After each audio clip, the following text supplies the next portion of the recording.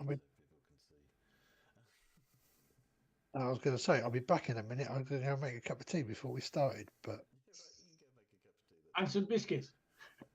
yeah, I had no biscuits for me, but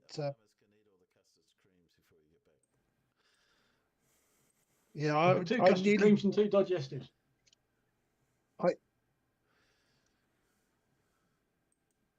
Hang on, let's put this over here. There we go. I nearly didn't come this morning. I nearly didn't join you this morning because my back is somewhat unpleasant.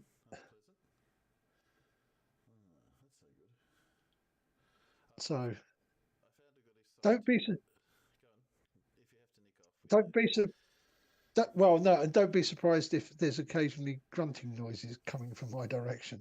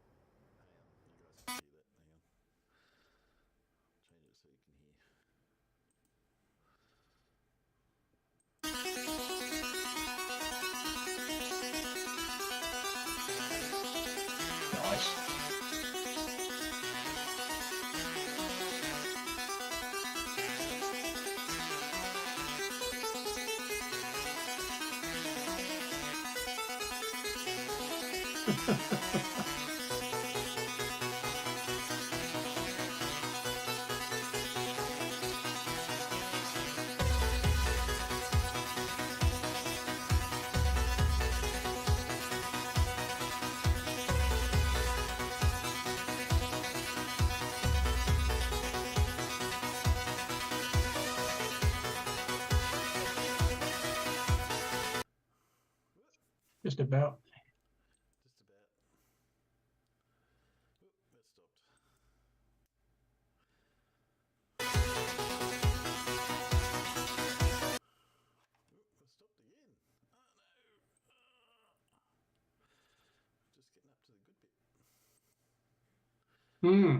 Lots of buffeting. I mean buffering.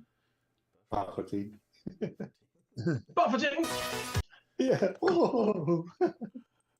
What was that bloody film? That was one done in the 50s or the 60s about these RAF pilots trying to break the sound barrier. I saw it once years ago. Oh, and it's just always stuck in my mind as they're getting close to the sound barrier, and it's like buffeting, buffeting. I'll have your bloody fillings out. Yeah. When they believe that they can reverse the control directions because of the negative pitch caused by going through the sound barrier. That's it. Yes, I can't remember what it. No, I can't remember what it's called. I saw it once years and years ago. I just can't. I'll have to try and. I've seen it a few times, but this is pretty cool. This Thunderstruck, but I'm not sure that the vocal bit really worked. Yeah,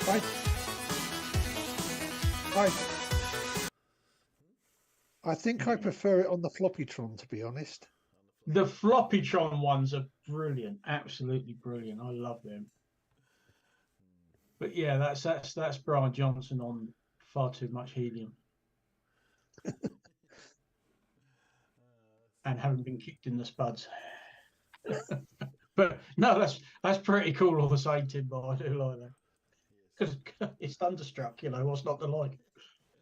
Yeah, I mean. Yeah, it probably would have been better without the buffering. Yeah.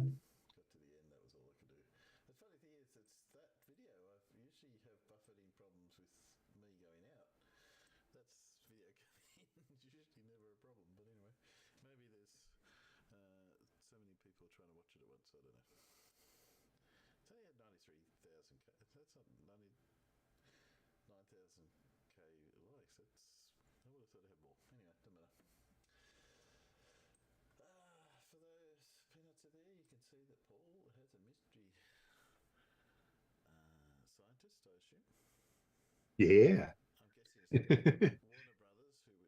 I was going to say it's Warner Brothers, isn't it? It's not Warner Brothers.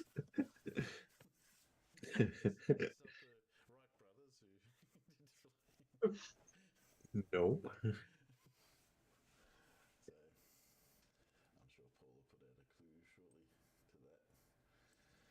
I've got a clue ready. I was just waiting to see if Clive could get it first go without a clue.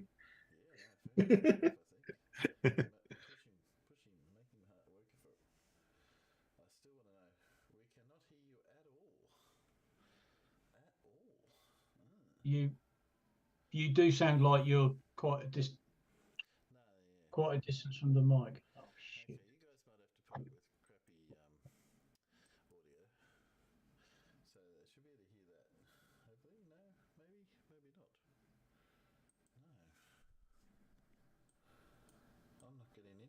Now. Come on. Oh dear. Looks like I'm going to have one of those conversations Monday morning. I've got my work laptop open, AutoCAD's open, and it's just warned me that the license has expired. Lucky you. Lucky me. Well, I will be doing some work this weekend, but what I should be doing is transferring that CAD file onto my computer. But that looks like if I shut AutoCAD down, that won't open up again. Don't they give you a license? Well done, guys. You haven't given me a proper license, have you? Can you hear me at all? Can you hear me at all? Quite simple. Don't shut AutoCAD down. Well, I'm going to have to at some point because I'm going to have to take my work laptop back to work with me on Monday. Oh, well. Got a memory stick somewhere. I was going to say, can't you just put it to sleep by shutting the lid and opening it again without closing any of the programs? No, because what I'm going to do,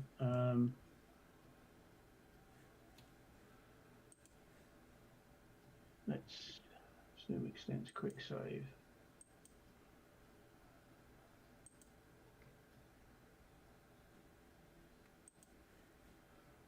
Right. Just copy the file onto a zip drive and I can put it on my PC. You guys can't hear me?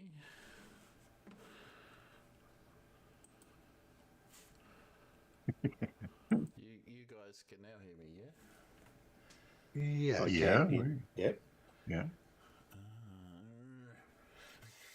I switched back like we tried before and it worked, and then when I just did it, it didn't. So you can hear me, they can't. Work that out. What is your OBS set to? At the moment, it is set at about minus 4.6 dB for the mic output. Yeah, but you can come into OBS through your mic can feed Zoom and OBS simultaneously.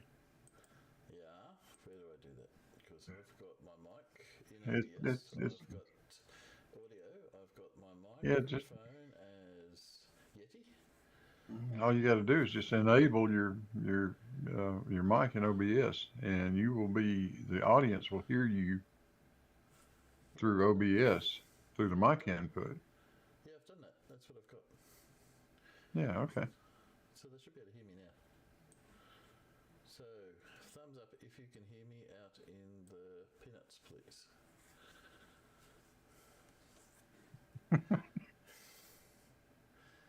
Timbo must be talking into a bowl. Larry DeMart says you must be talking into a bowl of mashed potatoes instead of a mic. I must be. That is frustrating.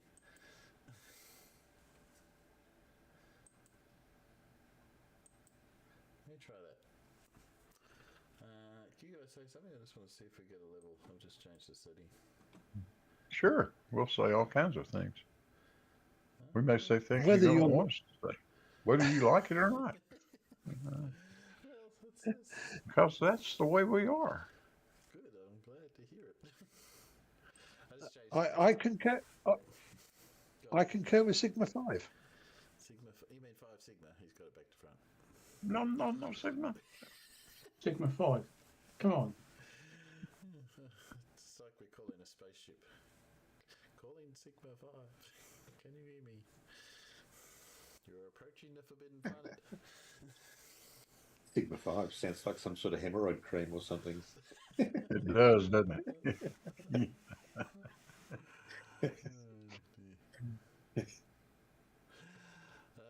Sorry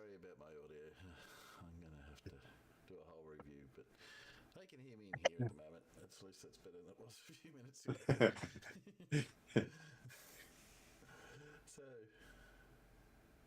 Right.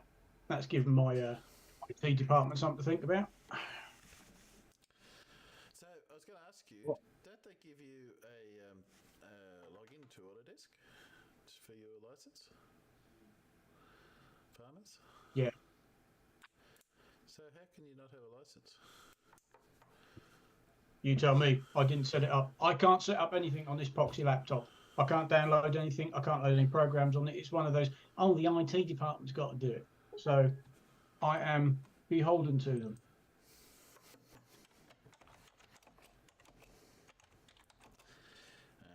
Yeah. I hate working for organisations like that. Yes, I understand. But when you log into AutoCAD, don't you log in? Do you have a login up the top right hand corner of AutoCAD? There's a login that tells you who you're logged in as.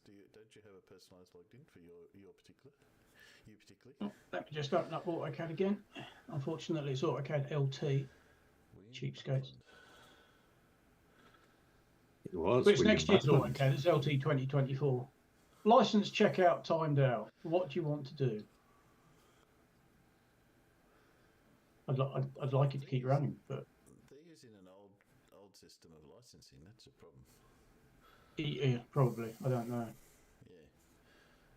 What most people do is use a subscription service, and they give each user a login, and you just log into AutoCAD, like Autodesk, sorry, up the very top of the thing, and they check that you have a license or not, and that way you can use it anywhere. So whether you're at work or at home or.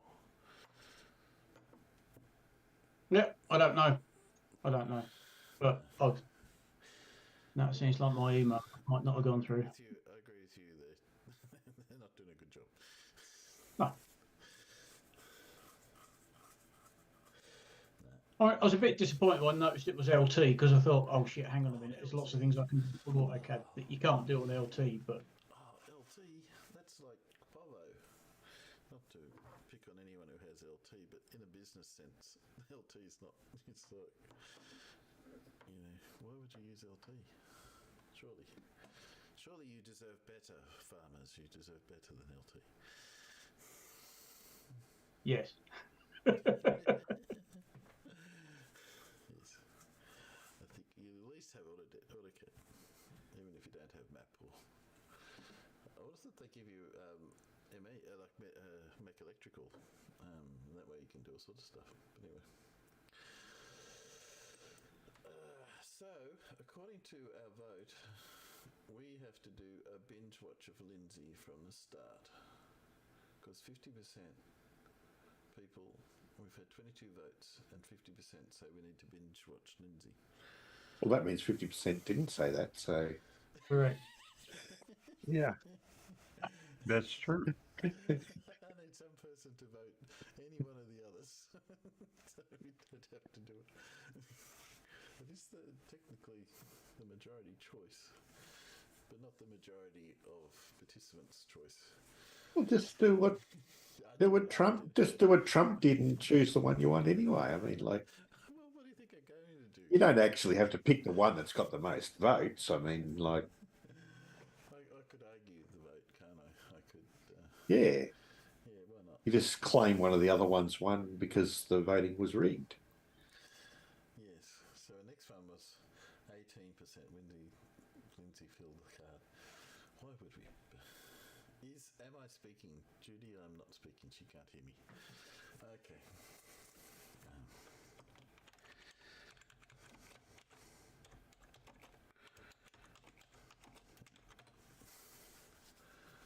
Okay. Maybe we need to do Lindsay while I work on it. Let's find a Lindsay. Yeah. I don't know what it's doing. You find a Lindsay, I'll go find a bottle of red wine. You guys have to talk more than me. So I'm very, very, very, very, very low. Yes, I know. Yes. Actually, heading queued up.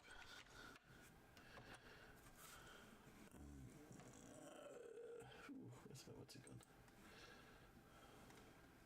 Oh, I had everything. It's all gone. It's all gone. just finding the Lindsay Bingo link because we need Lindsay Bingo. Running sheet. Today's the 12th. Here we go. First, we do this.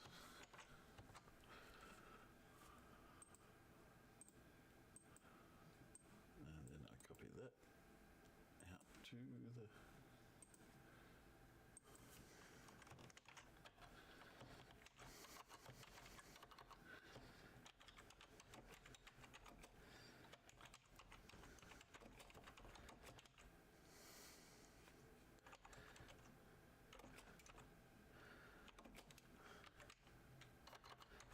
Right. Now my email might go if my laptop's actually connected to the internet.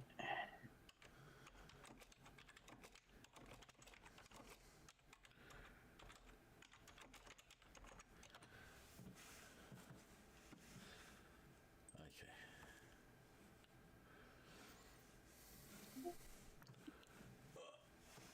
I've lost.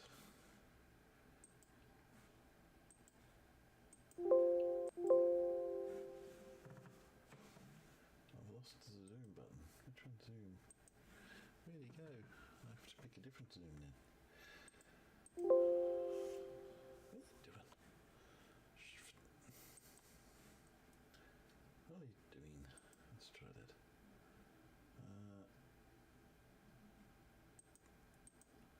Oh, yeah. YouTube, Chrome, tune it. Saw that one.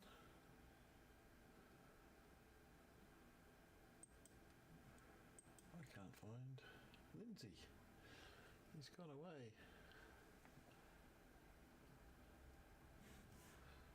That's no good.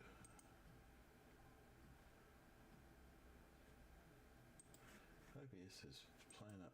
You guys can still hear me, can't you? We do. Oh, yeah. Yeah, OBS is doing some weird crap. I'll show that. Where's that?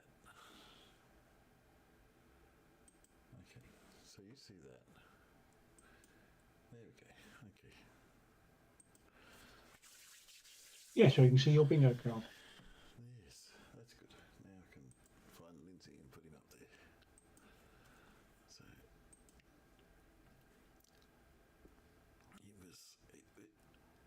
they can't hear me out there, but it was rebelling. It didn't want to show Lindsay. It obviously knows better. But okay.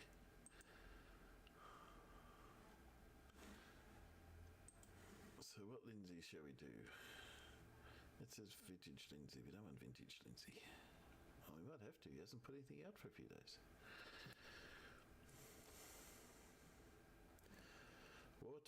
Russell sums up my channel. Who's Walter Russell? Don't know. He sums up his channel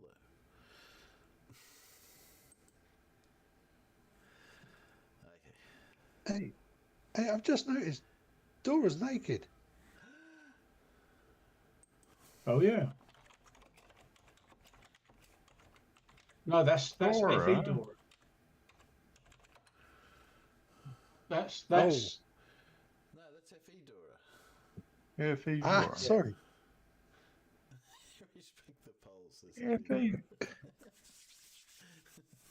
Yeah, Dora's up above there. Yes, sorry. No. Dora's okay. F.E. Dora, though. I don't know about FE Dora. I'm not sure if I should get. F.E. Put your clothes on, girl. What are you doing? So, in the flat Earth world, does she run around naked? So, that's a scary thing. No, she's got a fedora.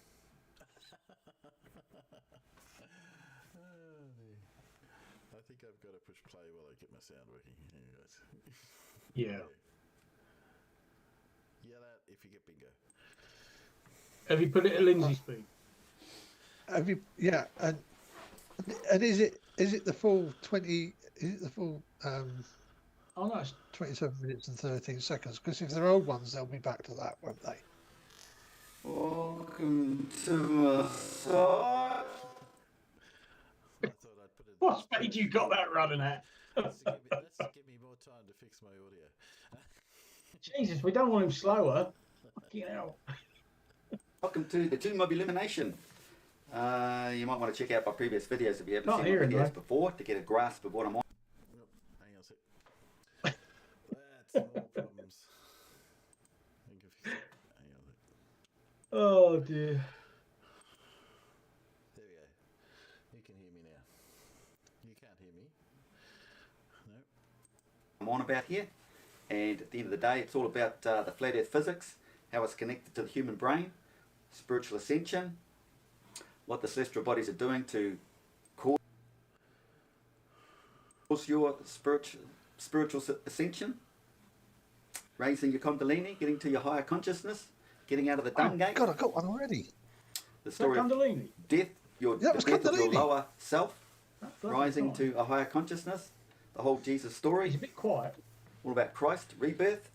Well, I've done a lot of videos, well over 300, although I've taken a lot down. And recently I read a year or two back, I read the Iliad. And I've also read Walter Russell's The Secret of Light. And I was meaning to make a few videos regarding Walter Russell, but never got around to it because there's so many things coming into my mind all the time. I just move on. Well, I like to go back and look at some old books I've read, and I just happened to pick this up last night, and blow me down, 2 pages into it. This is what it reads. Concerning the Divine Iliad. I know, Right it's there, second disgusting, page isn't in. it? Now, it seems like I'm the only person on this earth, on YouTube anyway, who's given you the whole flat earth model and described the tropical gap and told you that tropical gap is all explained in the Iliad. And now it's all connected with creation, the recycling system of earth, everything. The friction required to create life, the yin and the yang if you want, or the male and the female. The two-way system, the counter forces. Well, I'll just read this one page here. The Divine Iliad is the basis of this book.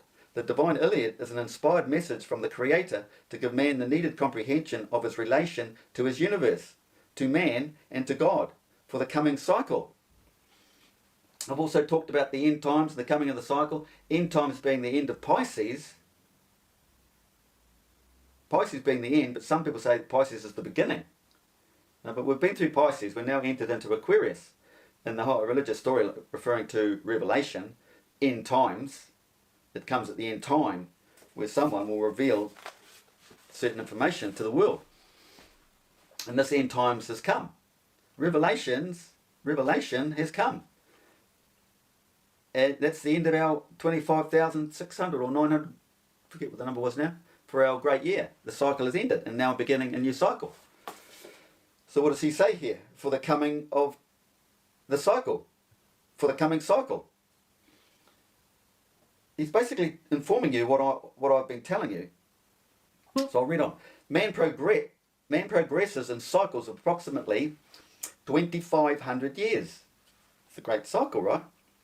The great year. This precession of the equinox, as they call it, but another story to that. At the beginning of each cycle of his growing awareness of the light within him, God sends messages through prepared messengers to further his comprehension of the light. Wow. That's what I've been doing here on the site, guys. Comprehension of these cosmic messages gradually exalts mankind into higher beings. This is why a lot of you have signed up to my Patreon page, because you understand me. You know what I'm getting at. And that's what you're looking for, aren't we? We're all looking for it. Comprehension of these cosmic messages gradually exalts mankind into higher beings, and thus each cycle is one more step for man towards full awareness of the light and of his oneness with God. And God is within you, oneness. It has to be self-manifested through you. Your 6 chakras have to be aligned to receive the 7th. The 7th is your moon sign. It's waiting for you to align your 6 chakras. Once that alignment comes and that moon's in your sign at full moon, bingo, enlightenment. The Divine Iliad cannot be fully published for many years. As much of it as can now be published will appear in these pages. Further portions of it will be released as the world is ready to receive them. Well, I think the world's ready now. They're waking up. They're starting to understand my videos. YouTube, the powers that be, are stopping those videos from getting out there worldwide. It's just freeze frame type thing. But there you go. So I can now base a lot of my videos on Walter Russell's knowledge. He's giving us the message. He's telling you, and I'm working on his behalf. Turn the page here. Preface to 1994 edition. This 1994 edition of Walter Russell's classic masterpiece has been edited to correct misspellings and grammatical errors and add several editors' notes. The preservation of essence of Dr. Russell's thoughts and teachings has been foremost in our minds. Scientific investigation of Walter Russell's ideas give the reward of deeper understanding into the nature of the universe and will serve as an inspiration and light into the next centuries. Technological application of his principles hold the promise of a non-populating, sustainable energy future that is presently so desperately needed. So, he mentions non-populating, sustainable energy. As it turns out, I think he is a Freemason. It is with great hope and expectation for humanity's greater comprehension and use of the secret of light that we offer this updated edition. So, technological application of his principles holding the promise of a non-populating, sustainable energy future. Well, this is cold fusion. I mean, they only just getting over the threshold of creating fusion, but they're not doing it the cold fusion way, using water, the hydrogen molecule. They're taking stuff out of the hydrogen molecule, blasting the hell out of it, smashing things together. Well, hopefully we're going to evolve past that in the next 10 or 20 years and discover the cold fusion. This is how our Earth works, through cold fusion. The cold Arctics, the circulation, the warm tropical region. When they talk about the deserts in the esoteric literature, script or religion, they talk about the deserts either side of the tropical gap. It's part of the circulating system, because in the tropical gap it's got the moisture, the rising hydrogen molecule. So we have the male coming up to the centre and the females continuously coming down. Science call the electrons, upcoming the protons, or other names they have for it. But yes, I'll be describing all that. Let's read on, shall we? Authors forward. Haven't you got Bingo yet? Said, God is light, and no man of that day knew what he meant. The day is now here when all men must know that Jesus meant what Jesus meant when he said God is light. Because everything is light. You have to imagine everything we see is just a projection of light. The images, the frequencies, the resonant frequencies from the sun creates all images. Resonating frequencies, resonating so fast they appear to be solid to our brains, our eyes. And our pupils, our black pupils, are black holes that are tuned to the black hole of creation. If you know anything about radar, radio, satellite sending messages, you've got a sender and a receiver, right? I wonder how much it is an eighth, whatever it is that he's for within the secret of light is vast knowledge, yet unrevealed to man. And these secrets are within sun gazing. But you have to have raised your Kundalini first, I think. Oh, Kundalini again. To receive the knowledge. You have to have raised your Kundalini, raised your chakras, aligned your chakras. All my chakras. Or be in a higher conscious state anyway, if you haven't fully come into the light. Alan's feeling his chakras at the moment. Deal with, but we do not yet know what it is. The purpose of this message is to tell what it is. Today's civilization has advanced far in knowing how to deal with matter, but we do not know what matter is, nor the why of it. Nor do we know what energy, electricity, magnetism, gravitation, and radiation are. Nor do we know the purpose of the inert gases. Who's been telling you the inert gases are in the atmosphere, the 7 layers of the atmosphere, that what is below, what is above? Because inert gases are basically all comes from the hydrogen atom in different states of pressure. So you've got the different states of pressure of inert gases, which create also different frequency layers, which give us the planets. The planets represent those frequencies, bands, and also the mineral structure of our systems, even the Earth. As above is so below. Right? So this is all pretty mind-blowing to me, even though I've underlined it. I've put a ring around it. Insert, There's nothing right about it. So obviously knew this back then. It's just slipped my mind. Passed by it all. And, it's world knowledge, and he forgets it. Gases and what they are. And then you get these science wannabes come onto my sites early on, like a year or two ago, saying, no, they're in, you get it from the Earth. Not even understanding the concept of as above, so below. But they're basically taking it as a gas, breaking it down. That's what it's all about. Because our atmosphere is pressurised, and it gets thinner and thinner and thinner. So the gaseous layers are going to different gradients, reducing in pressure, and that stepping up is being created through ionisation.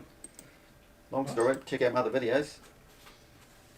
Nor do we know the structure of the elemental atoms, nor the gyroscopic principle which determines that structure. Well, see, I can explain this. Nor are we aware of the fact that this is a two-way continuous universe of balance in all effects of motion, and not a one-way discontinuous universe. And who's been telling you that we live on a dual system? Who's described the duality of the two hemispheres, the tropical gap, the two suns, the two Milky Ways? It's only been described here on this site. If you want to know more, we're going to go really deep into on my Patreon site. If you want to understand all this stuff more, sign up to my Patreon page. We've got a base rate of $3.50 US, but if you start paying 10, if you want to pay 10, you're going to get one video a month that no one else is going to get. And you can do whatever you like with it. I'm not going to make it public for 4 to 6 months. Okay? It's stuff, world first stuff you've never heard before. Trust me. It's not just another common man or another Gentiles version of something. It's the truth. Everything you've been told practically is a lie or it's false or been misunderstood. Anyway, I'm going to give you the true version, what it actually means, through my Patreon site.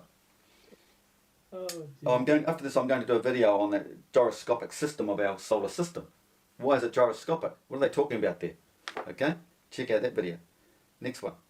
Nor are we aware of the fact that this is a two-way continuous universe of balance in all effects of motion, and not a one-way continuous universe. Nor have we even yet heard of or suspect the most important of all principles in physics, the avoidance principle. Well, what have I been talking about with the black hole? That's the avoidance zone. They avoid that zone. That's the place of rest. It's because they avoid that zone, keeps the whole system flowing.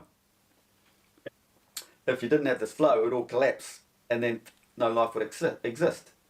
So realizing, understanding the flat hole, the black hole, you understand the flat Earth system, because the flat Earth, our flat plane of inertia, is from the hole, stationary, fixed and stationary as the neutral, while the two forces are surrounding it. All explained in my videos.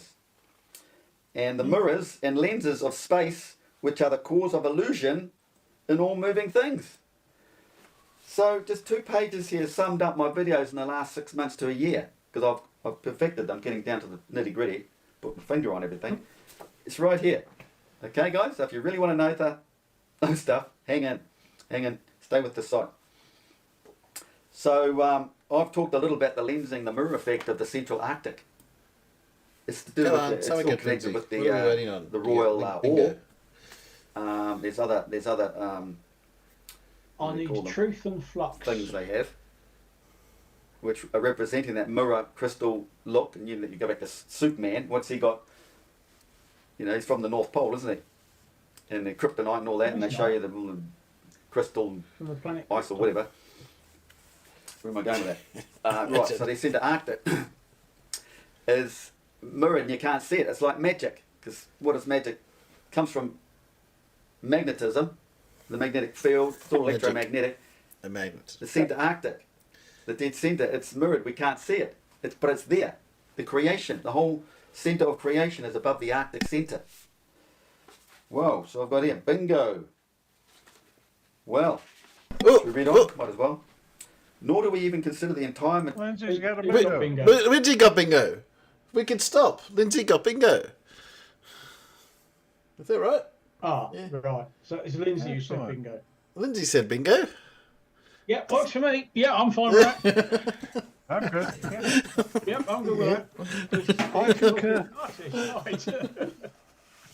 Yes, there you go. I said we'd go till someone got bingo. There we go. All done. Okay. Any objections out in the peanuts? Not that it matters. I thought they'll listen to you. But you know, you're willing to object, but your objections will be noted and then ignored. yes, that's right. Yeah. Although I do have to complain because Lindsay caused my milk to go off. Ah, he's curdling your milk.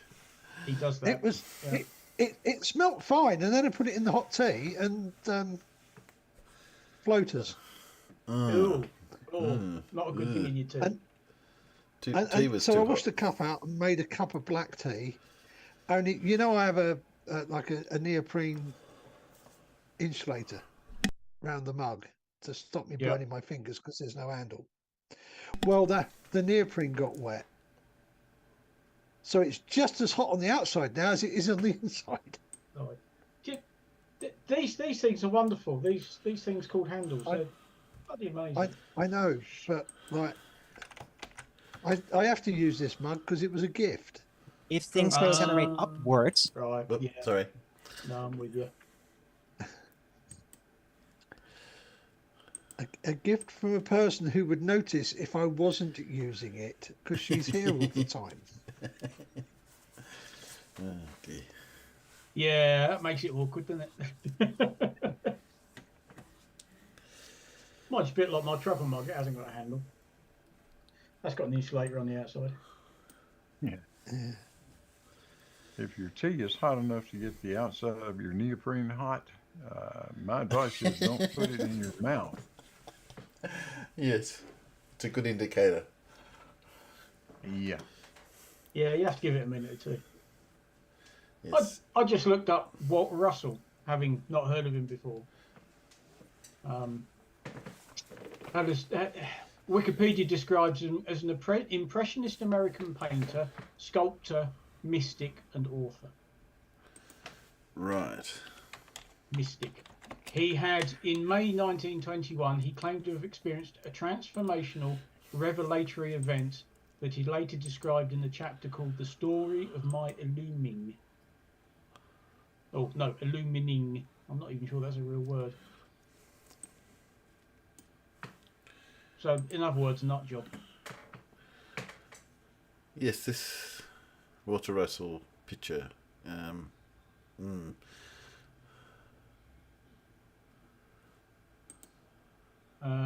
Walter Russell and the Secret of Light. That Lindsay was reading. He wrote a book called A New Concept of the Universe, where he wrote that the cardinal error of science was shutting the creator out of his creation. Okay. God is provable by laboratory methods, Russell wrote. The locatable motionless light, with a capital L, which man calls magnetism, is the light which God is. Wow. No wonder he loves him. Yes. I see titles in here Nikola Tesla told him to bury your findings until humanity is ready. Yes. Well, I feel sorry for this Walter Russell. Because he's obviously not that Walter Russell. But he does look a little bit like him. Hopefully it's... Yeah. Did you know there's a bit of a debate going on in the Flat Earth community? A bit of a debate? A bit? Yeah, a bit. Are they infighting again? Yeah. So, what about this time? Well, whether the Earth is accelerating upwards or whether it's not accelerating upwards.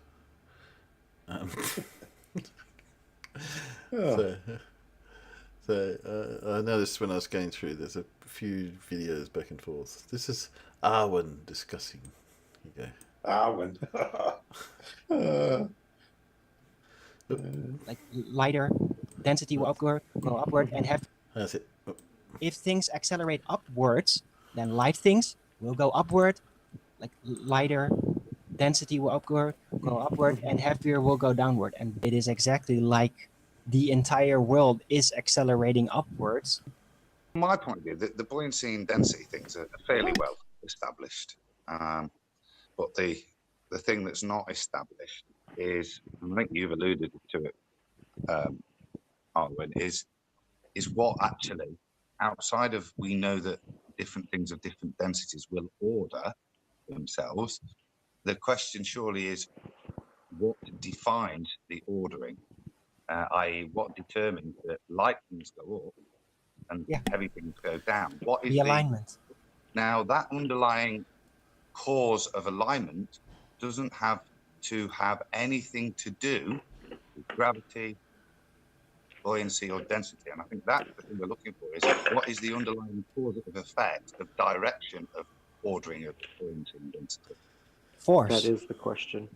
No, that's the whole point. About the layering. Who the hell is that's the whole point. In a non-stationary situation. No, sorry, I can't help you there. Force causes the alignment to shift its axis in another direction. So yeah, I would deduce that it is absolutely force that determines the alignment of the density buoyancy directions, that determines up and down a motion of the entire world. That, yeah, I'm gonna call it an effect. A density and buoyancy is an expression of it's like an effect that sets in when force is applied to matter. Then the matter starts rearranging itself within the body to which the force is applied in accordance to density and buoyancy in the form of pressure, in which also weight is expressed by the way. And the density and buoyancy sets in accordance to the forces being applied. So if there is a motion upwards, an accelerating motion upwards to a body of matter, for example, things will be pushed down. If there's an accelerating motion sideways, then the heavy will be pushed in opposition to the direction it's going in. The light will be pushed in the direction it's moving in. All these types of effects are very obvious. They are absolutely crystal clear. They are universal, and they always work. No. There you go. Does that make sense to you? I can't say it made a lot of sense to me. No, it was pretty Dunning-Kruger. It was a bit of jumble also. Very, extremely. Yeah. Yes. And then you got Rachie, who's responding to, I'll put her on because she's responding to Flatsoid. So, two intellects having a sensible debate. It's not what this is.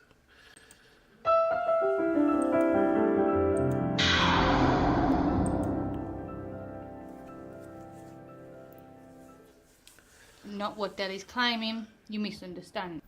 Rachie, you making the claim as... Oh, what happened there? Oh no, that's where she goes. Not what that is claiming. You misunderstand. Rachie, you making the claim as accelerates. He makes a claim that it's constant. And his argument of why it's constant is because of rotational vector. What? Okay, maybe we can redraw it on paint. Maybe that'll be easier. Okay, I'm going to draw it from the side again. This is his accelerating Earth. It's supposed to go this way. Just in case anyone hasn't worked out, they're talking about Dell. Okay. Okay. But a rotational vector is that way. Now we draw it from the top. I hope you're paying attention, Dal, because this is your claim. A rotational vector is always going to change. Oh, what the hell? It's always going to go in a different direction. But what is the issue here, Dal? Why you say, oh, why was it not working? Well, because you see here, this is the top of your pizza. That means the rotation going that way, having different vectors constantly because you want a constant acceleration, is not going to work on your disk because the disk is supposed to be going up this way. So if it's going constantly at 9.8 meters per second, whatever, squared,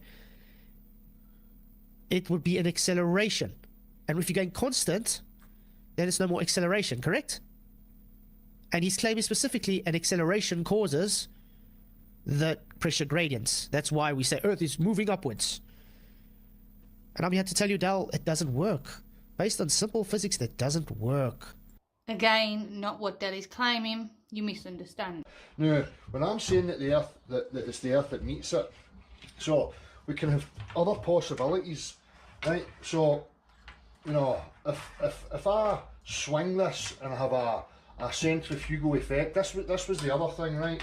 People arguing about the centrifugal force, right? And that centrifugal is a fictitious force and these types of things. Centrifugal effect is a result of motion, right? Motion is the cause of what we call centrifugal. So if I rotate something, I have to apply a pressure to it, right? A leverage system has to be there in order to put something in a rotating, frame, right? Again, not what Del is claiming. You misunderstand. Now in that rotating frame, which is caused by motion, pressure being applied to it, right, we get a centrifugal effect. So people who've been in a roundabout know this, that when you're on something that turns like that, you get this outward, push, this feeling of being pushed outwards. Raichi, you making the claim it accelerates. He makes a claim that it's constant. And his argument of why it's constant is because of rotational vector. That's an effect of the motion. You don't get the centrifugal effect until pressure puts it in motion, right? And then we get a centrifugal effect. So, if I was to swing this, right, at a central point in a circular motion, we would get a centrifugal effect in that direction, okay? Like swinging a bucket. If you swing a bucket with water in it, the water will stay at the base of the bucket, regardless of what way you're spinning it. You can be spinning it in any direction and it will stay, right? Again, not what Del is claiming. You misunderstand. Now there's issues with the postulation of it being some sort of centrifugal in that manner, where I'm swinging it and it's here. But if I have an arm like this, so that the flat's here, and it's rotating like this, then there's our vector. Now you have an opposite and equal of that vector. So this arm can be tethered on a rotation, right? That's a constant acceleration because it's a constant change in direction, which would give us on the reference frame our directional vector. Raichi, you making the claim it accelerates. He makes a claim that it's constant. And his argument of why it's constant is because of rotational vector. We would have density layering, where the most dense is compact to the bottom, the least dense at the top. Okay, depending on how fast that thing's rotating dictates the weight of any given object within that frame of reference. Okay, so if I speed it up, things within the frame of reference are going to get heavier, what we call weight. It's going to increase. Okay? Oh, why was it not working? Well, because you see here, this is the top of your pizza. That means the rotation going that way, having different vectors constantly because you want a constant acceleration, is not going to work on your disk because the disk is supposed to be going up this way. So if we imagine the head represents the ground, represents the surface of Earth, he's not saying that it's spinning around in a circle like this. That's not what he's saying like Flats was portraying. He's not saying that. What he is saying is that if we imagine the head represents the ground, represents the surface, he's saying that it could be moving around in a massive circle where it could be moving around like this, or where again the head represents the ground and it could be moving around like this, and therefore you will get a centrifugal force which would push the dense things towards the ground and the less dense things away from the ground. That was what he was claiming, not that it was spinning around on its axis.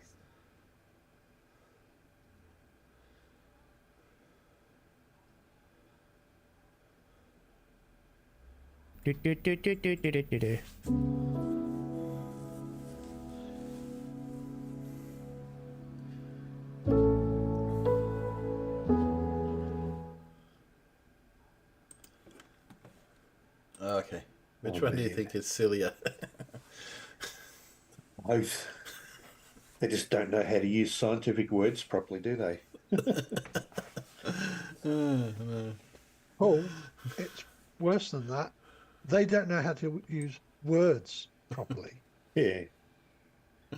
As much as that. So there was quite a bit of that about. So I labelled that one. Oh, we could have Dell himself, but maybe no. No. I did look at that, but I thought, I think we've got enough of that. Particularly as these shows go so long. So finding the useful bit I did find it, but still long. I got one here I labelled P-Brain. Don't know what P-Brain was up to. Hang on, I'll copy it over. I can't remember what that was about now.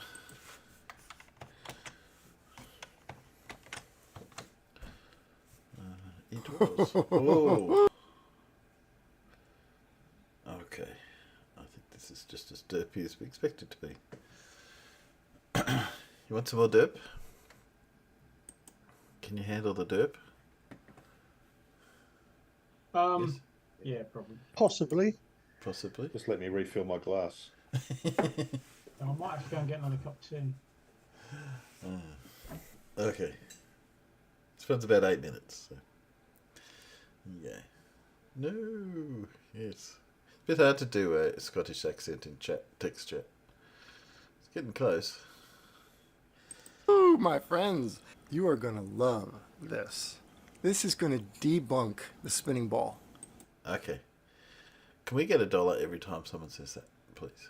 Because I hear it a lot. It's definitely going to debunk the spheroid, but it's also going to debunk the entire ball because you'll see. They say we live on a rotating sphere with 1,000 mile per hour rotational speed at the equator. Oh. And as you go up 10 degrees from the equator, let's say up toward the North Pole, it drops to 900 miles per hour. And you go up another 10 and it's 800 miles per hour. And another 10, it's 700, so forth, all the way up to the North Pole where it's essentially not even moving, right? And so they say there's a 14-mile high bulge. That's twice the height of a commercial airliner. This is rock and dirt and everything. It would be everything. I'll get to that in a minute. It would be everything, clouds, air particles, and a lot more. Okay, it would all shift, and the poles are essentially just collapsing. They're just filling the void, right? So the ground that was shifting and moving, piling up 14 miles high, is packed, right? It's packed up with dirt. And so here's the big takeaway from this. The fact that the ground has stopped moving, yet the rotation is still going.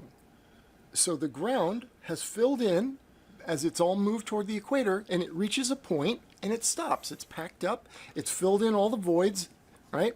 It's filled in, and this is where they'll say, well, that's why we're in equilibrium, B-Wayne. Well, no, because nothing has changed for us. The rotation that has caused the ground right below our feet to move and shift and to the equator and pile up 14 miles high is still going. This shows you right here, this is a complete fraud, a complete utter joke. Neil deGrasse and his spheroid, complete joke. The rotation is said to be sustaining and holding this in place because, to their own admission, they say when the Earth rotated faster, the bulge was bigger. Now that it's slowed down a little, the bulge receded. It's a little smaller.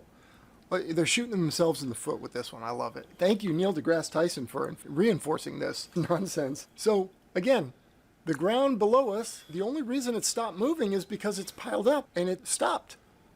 At this speed, that's as high as the bulge will get, and that's as far as the ground will slide down. As per Newton's law, an object in motion will tend to stay in motion at a constant speed and in a straight line. And remember, everywhere on a sphere, on a rotating sphere, except for the equator, everywhere else, all the other latitude lines, is a turn. And the turn gets more severe as you go toward the North Pole. The speed slows down, but the turn becomes greater. So you have water and everything wants to go in a straight line. Us people would want to go in a straight line. This is what we would look like. We would look like tumbleweeds on a windy day out in the Nevada desert. We would all be blowing. Everything would be flying towards the equator. We'd be piled up just like the ground is below us, and this is right now. They say this is right now. The Earth is spinning at 1,000 miles per hour. This sphere, this is such a joke. It is so busted right now, and all these tumbleweeds would be akin to being stacked up at the equator, right? From both north and south, people, everything on the Earth would move. Don't believe that? Well, I'll try to convince you with this. Here's a spinning water balloon and a spinning soaked porous rubber ball. Spinning at 15 so the water degrees can out. freely fly off of this ball. I think The balloon somehow is holding in the water, of course, right? But it's bulging. Now, this would be akin to the ground on the Earth. It's bulging, but it's not falling apart. It's just bulging and flattening. We would be the water and everything on the Earth, right?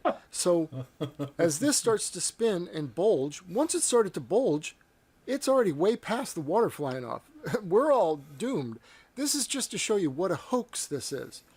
That if you have water on the outside of this balloon, it's long gone. Before it even bulges, as you can see, just as I start rotating the rubber ball, the porous rubber ball on the right, the water starts to fly off immediately. Right there, it's gone. It didn't even get up to speed yet. Water but it doesn't matter. Anyway. the balloon is going way faster, but yet it has a skin to hold in the water, right? And the reason it moves to the equator, as I've said, is the Earth wants to turn left out from under it. As per Newton's first law of motion, the law of inertia, everything wants to move in a straight line and wants to stay in a straight line. So as the Earth turns, that's why you would theoretically have this equatorial bulge. But it's not real. But if you did, again, the ground is currently spinning right now underneath us, but the ground is done moving, kind of like this water balloon. The water is stacked up inside there. It's pressing against the walls, and it's done moving. From both poles of the water balloon, it's moved into the center, and it's not going any further. You could just have a steady rotation there.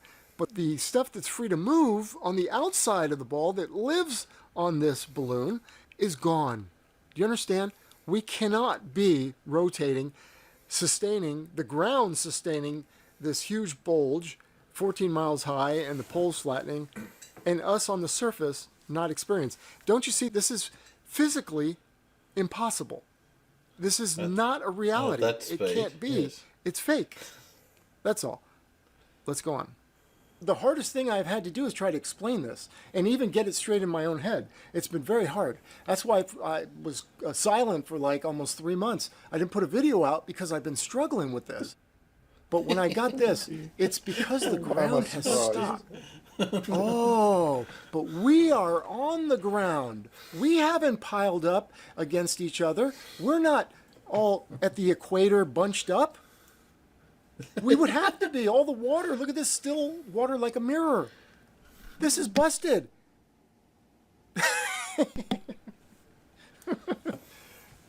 Oh, man. I hope you guys get this. I imagine I'll keep putting videos out on this just because. So give this a thumbs up right now, please. And maybe I'll come up with more graphics and stuff like I normally do in videos. Give this a thumbs up right now. Share it with others. Watch it more than once. Come on back. It's a short video. I'm going to end it like right here. So that's it. What's the takeaway?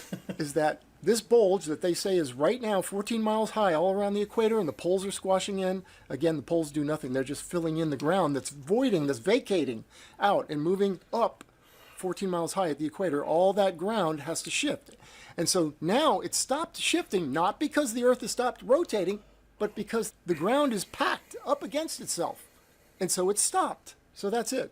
The fact that the ground has stopped, yet we're still on the ground, we're still on the rotating ball, the same rotating ball that moved all this rock and dirt and piled it up 14 miles high on the equator and shifted it from the poles all the way up to the equator. We're still on that ball. The same force that moved all that stuff is still here. Nothing's changed, except for the part where all the dirt and rock has reached its limit of movement as far as it can go, yet we're still under that same force that has done that and is sustaining that, yet we're to believe, and we're told, we're gaslighted into believing we're living on the surface, no problem. No, we would be stacked up at the equator, same as all the dirt. Busted! Gaslighting, fraud alert. Woo, woo, woo. All right, my friends, I hope you enjoy this. This is a game changer. This is a huge part of their ball. So. I haven't looked up, but everybody's told me, besides Neil deGrasse in modern fifth, they said Newton came up with the bulge. So this goes way back. This is, if you debunk this, oh my gosh, now sky's the limit. Just the whole thing has to come into question, right? So, woohoo! We did it, folks. All right. Thank you, and stay tuned.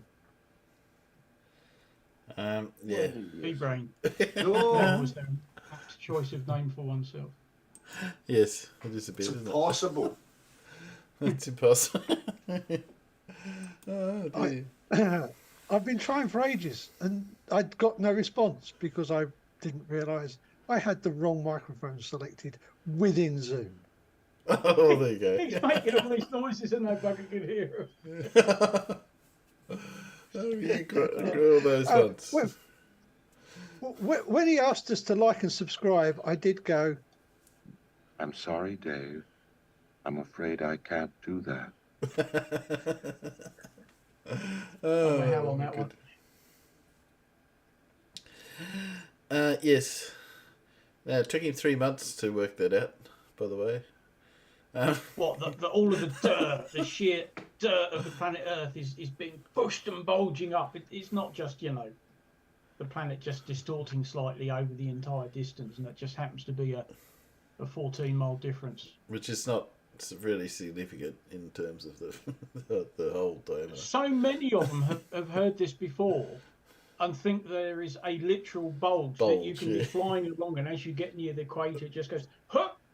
And goes up 14 miles. And how do pilots get over that? You know, I've heard no end of them say that. I think the last one was Chris Berry. But yeah, oh no, there's a bulge at the equator. How do you fly above it? Yeah. And I think he believes. Yeah. It's like they think the beyond the horizon, it just drops. That's why you can't see anything beyond the horizon, because it just, you know, there's a physical drop. Yes. Yes. But I get the impression he thinks that it's all sliding down the surface of the Earth to the equator. This is how he's envisioning it. That's what it sounded like. Yeah. And it's like, you can't get it. It's like that diagram where he's trying to indicate what he believes the directional vector would be, you know, which obviously it's not. He's got that wrong too. Oh, you're very quiet again, by the way. Oh, sorry. That's just because I'm not following Blue's advice. Blue's advice is I stay in the same distance from the microphone, and I speak at a nice, constant, even and level volume. Does that sound better? Yes. Yes. It was a bit better. Not slouch back here and yeah, not slouch back here and talk really softly so you can hardly hear me. So yes, I'll try and take Blue's advice. And you didn't hear Blue's words of encouragement to do the right thing. You still there, Blue? Do you want to impart your Well, yeah, you don't want to sound like Bev, do you? Oh. That was the driver, not to end up sounding like Bev. Bev goes on one of those minute and a half mumbles of his, where he's talking to himself and you can't understand what he's saying. He's just mumbling. Yes. Yes, it's not a good sound. No, it's not. Now, we could have Leo, who is going crooked Mutt Sergeant again. Oh, he is so jealous of Mark, isn't he? Oh, is he what? Yeah. So he's got a new one out about Mark Sargent. He's put out a few videos recently. So this one I put on because today I'm going to be saying goodbye to Mark. This one is quite quite vicious a little bit, really. Okay, hang on, let me transition. 35 minutes. There you go. Sergeant, I've got a couple of short clips. Yeah, apparently he's heading off. But anyway, I don't think Mark Sargent knows about this. But anyway. I'm going to look at some information that relates to one of the short clips. He's very quiet. And then I'm going to cite evidence that Mark has requested. I'm actually going to cite the evidence myself. And as a result, I'm going to free Mark up to do whatever he wants to do.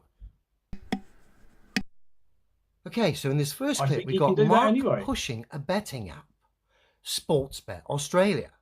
Now, that wasn't bad enough, essentially encouraging gambling. Wait until you see the nonsense that comes out of Mark's mouth there. Look.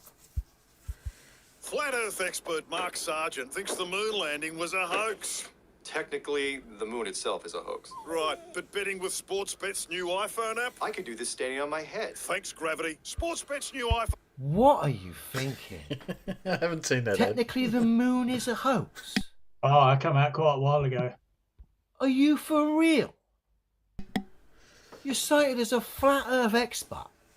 You're going online to push and encourage an app which essentially encourages gambling. So this flat Earth expert goes online to encourage gambling. And then he goes on to claim the moon is technically a hoax. What are you playing at, mate? No one can justify this. No one. The only person who benefits from this is this person on our screen. And anyone coming to defend this tosh, don't expect me to take you seriously. I judge a man by his body of work, okay? If he's going to produce tosh like this, encouraging gambling in Australia, cite himself as a flat Earth expert, and then claim the moon is technically a hoax, then if you can't see the problem with this, then you need to have a chat with yourself, okay? Now bear this in mind. He's pushing this out in Australia, right? Yeah. Just that he makes more money out of it than you do, Leo. What country has the highest rate of gambling addiction? You guessed it. You know it's coming. Australia. Why do you think so we you've have got the this flat Earth expert pushing a betting app in a country that has the worst record for gambling. This flat Earth expert claims the moon is technically a hoax. Can you see the problem here? Yeah? Now look what Mark it's actually that we here lose as money. Go-Birth proof. Listen to this, Tosh. And what I try to remind people, and I oh god, it's Dead Eyes Roxanne. I go out of my way not to be insulting, but I use the very Orwellian 5 lights, 4 lights thing, which is it's not that you saw the curvature, you wanted to see the curvature. You've been conditioned to see the curvature.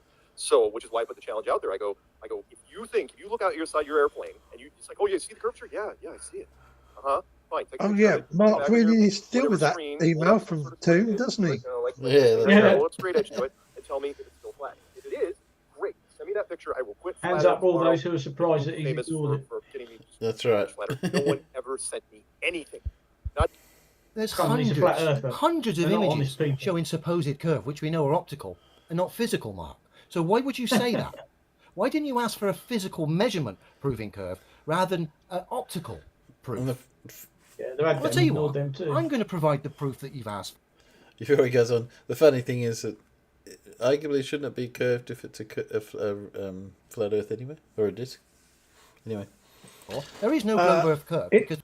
It will be curved if there is some magic that limits your visibility on the surface to being the same distance in all directions. Yes. Or there's no. Or if you can see all the way to the edge of the That's disc. right. If you can see all the way to the edge, it should be curved, right? Yep. And also because of the magic. Yes. Anyway. The globe Earth theory is scientifically impossible. But I'm going to provide the proof that you've requested so you can leave YouTube. Okay? Bear with me. I'm going to give you a first-class send-off anyway, Mark. This is an image I took from inside Concorde, looking at the walkway that I just walked across to access this incredible plane. And as you can see there, the walkway is displaying curvature. Obviously, it's not physical curve, it's optical as a result of the window.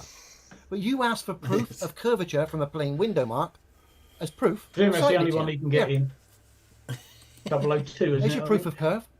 Off you pop, son. All right? Yeah. You should have asked for a physical measurement. There is none. Why you didn't ask for that baffles me. The fact you asked for optical proof, again, highlights the games at play here, Mark. Sorry. Pushing betting apps in a country that's blighted by gambling problems. Claiming the moon is a hoax. And then asking for evidence in an optical form rather than physical. Well, here you are, mate. There's curvature of a walkway. Off you pop, Mark. Yeah. He's not jealous at all. No. Not in the slightest.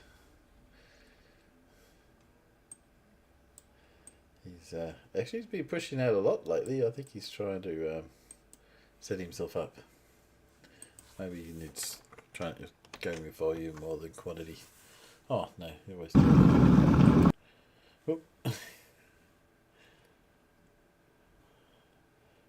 Oh, that's sorry. This is Wally. This is Wally on Leo, so I wasn't going to do that one. Paul, I believe you might have a hard quiz for us. I do. You do. We've got a choice. We can do. Let's do Paul's hard quiz. It's about 10:30. It's not a bad time. What do you reckon? Yeah, hard quiz seems good. I was going to say I don't hear any objections, so therefore I just got to go and give Paul some sharing rights. Sharing rights, yeah. There you go. And we can be ready. Yeah. Hard quiz time. Talking about objects in motion. Hang on a second, Paul. I just need to do something for a minute, okay? Can you just bear with me whilst I go and put the kettle on or something? Will that be long enough, guys? He's just getting his camera out. I don't know why he's doing that, but anyway. Oh dear. Terrible. I've made it fairly hard this week too. Why is that one in the middle got stars all over it? I have no idea. Has she got stars all over her? Yeah. I think so. On her shoulders. I don't know about the rest of her, but Could have been worse. I can see some on her shoulders. Maybe it's the Milky Way. Maybe. Maybe somebody's been. All right. Come on. Okay. Definitely time to make a cup of tea, bloody hell.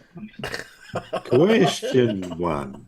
Jerome Nemes and Robert Bourne hypothesized that patterns in the variability of this quantity recur from winter to winter via a so-called re-emergence mechanism. What quantity? Winter to winter. What's affected from winter to winter? Yeah. The space. No.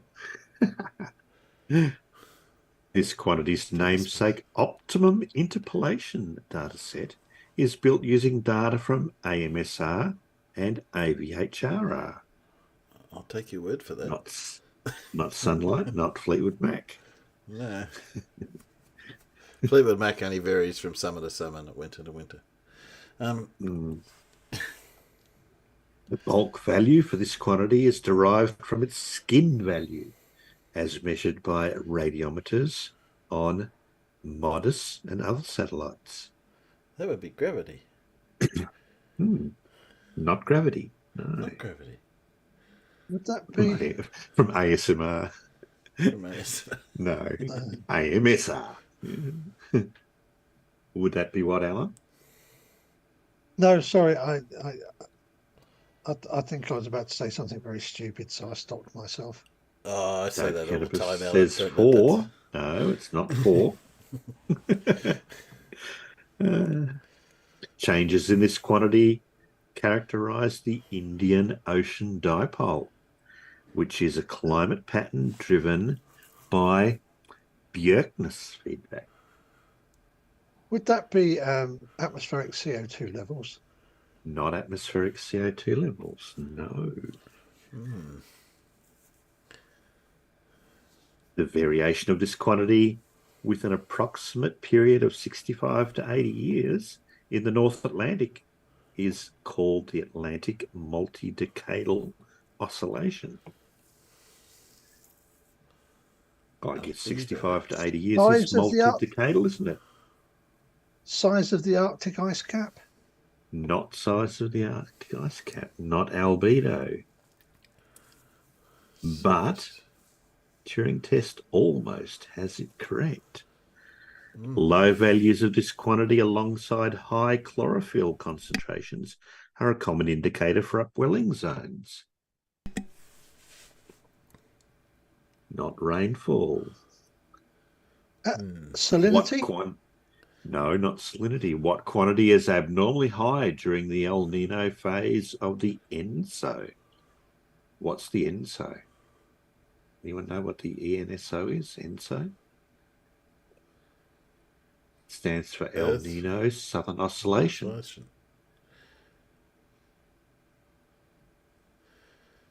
El Nino phase. What's a predictor of the El Nino Southern Oscillation? I keep thinking it's going to temperature, but it can't be just temperature. It is. It's sea surface temperatures. Oh, okay. So I'll give it to Turing test. Turing test. I think that's that's pretty good. I think that's close enough. Yeah. Yeah. Sea surface temperature was the correct one. Yeah. And they're thinking that there might be one on the way, but they're not quite sure. Yeah, because we've had it good for a little while, and I think they're thinking we're going to have a drought. Well, it's in Australia anyway. Another one coming. Yeah. Question 2 then. This effect contributes a coefficient of 1 minus the voltage gain in the Miller effect. Name this effect in which circuit elements inhibit the efficiency of a circuit by storing charge, thus creating a voltage barrier. It is a limiting factor for the operating frequency and bandwidth in many circuits. Parasitic capacitance. I will give that one to Alan. It is parasitic capacitance. Well done. Well done, Alan. Yeah. Okay. Miller capacitance equals capacitance times 1 minus the voltage gain, when this assumption about the general value of a quantity holds. Violating this assumption results in voltage gain attenuation that warrants the use of Miller's approximation. What is that assumption?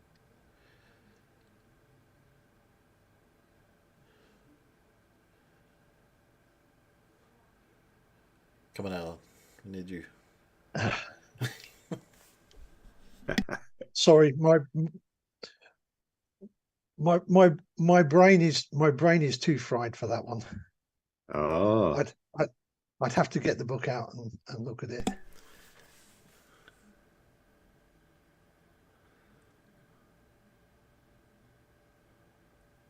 No one can answer this one? No. The answer is low frequency.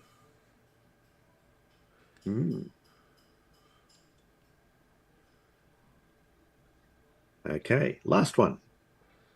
Parasitic capacitance often occurs between the bases and collectors of these devices, exemplified by MOSFETs and BJTs. What are they? Transistors. They are indeed transistors. I thought that one was an easy one to put in. Yeah. Well, I can get the easy one. Yeah. Paul, you kind of need to define low frequency. Yeah, well, don't you? Kind of. Lower than yeah. high frequency, okay? Yeah. Higher than no frequency. So. Yeah. Okay, question 3. The dynamics of this process requires spherical symmetry breaking instabilities, like the lepton number emission self-sustained asymmetry and the SASE. What is this process?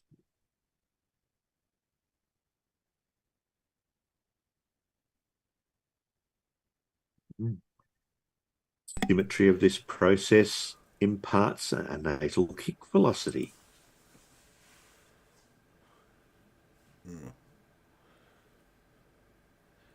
keep to Lepton flavour. To me, just sounds like it might be to do with tea, but obviously it's not. It's something completely different.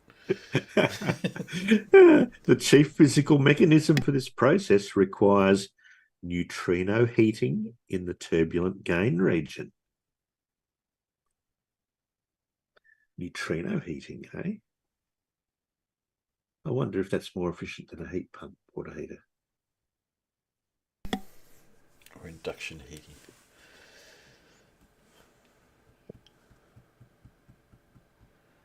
Well, at any rate, transistor oscillator. Process begins with a shock wave that eventually stalls due to the ram pressure of accreting material.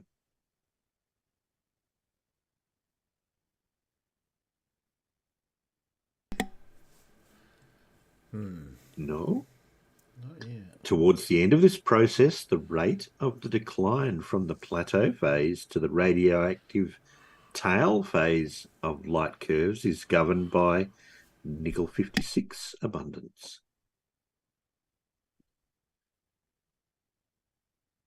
It'll go down to the last clue, I know it will. When temperatures reach 10 billion Kelvin during this process, photodisintegration occurs. Fusion? What? Not fusion.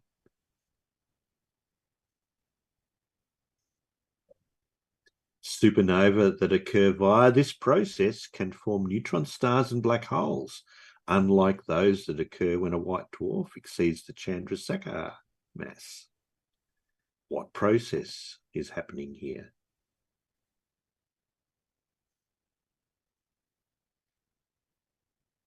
What process is the implosion of the center of a massive star? Gravitational collapse. Of what?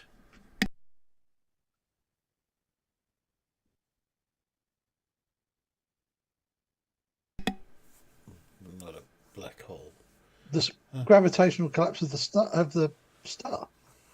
Not of the actual star itself. Not of the. To say of the star is not quite correct. What part of the star? The core. That's the bit I was looking for. Yes. Core collapse is the correct answer.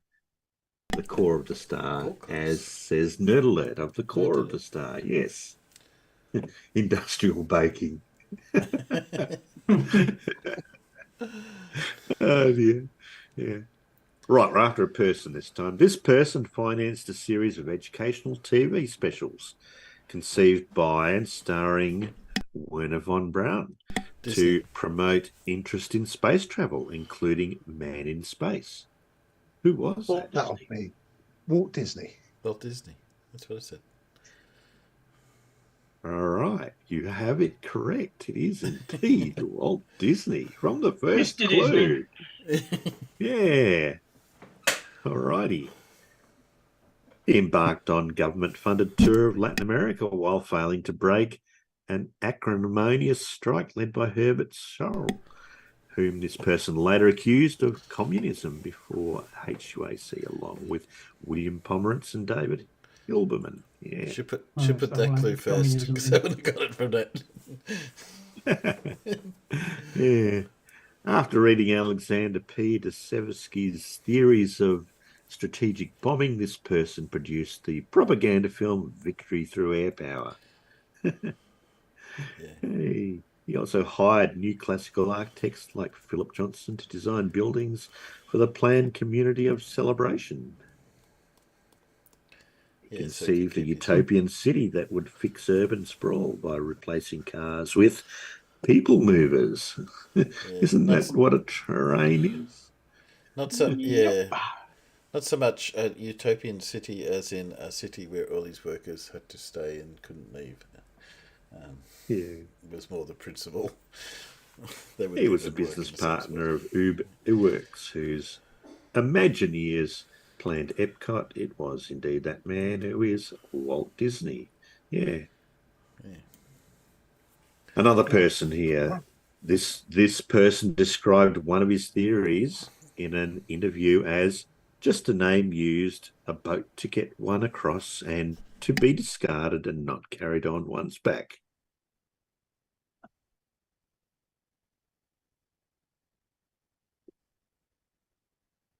Don't think I've heard that one. Mm-hmm.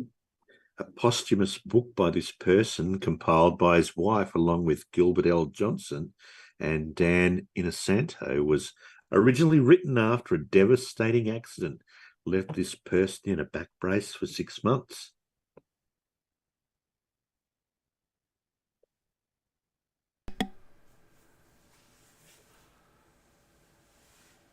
No.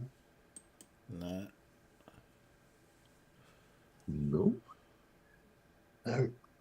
The emblem for a theory created by this person consists of clockwise arrows around the yin-yang symbol. Bruce Lee. That gave it away for you, did it, Timbo? Yeah. It is indeed Bruce Lee. Well done, Timbo. A passage from a book written by this person tells the reader to be formless, shapeless like water, and says water can flow or it can crash. That would have given it away too. It can't bend. The way of the intercepting fist names this person's theory influenced by his teacher, Ip Man, which titles his book The Tao of Jeet Kune Do. I've seen all the Ip Man movies. Yeah. Have you? Yeah, I think Yeah, so. yeah. They've remade them all, haven't they? Ip Man 4, I think was the last one. Yeah. Name this writer and martial artist who died at the age of 32 after starring in the Hong Kong films Fist of Fury and Enter the Dragon. It was indeed this man, Bruce Lee. Yeah. Bruce Lee. Question 6. Bardet's window is a gap in the interstellar dust that mostly obscures this region in visible and UV wavelengths. Name this region located visually close to the butterfly cluster and the star Shawla. A massive compact radio source is located in this region, which has an unusually large population of Wolf-Rayet stars and supergiants. Where is this?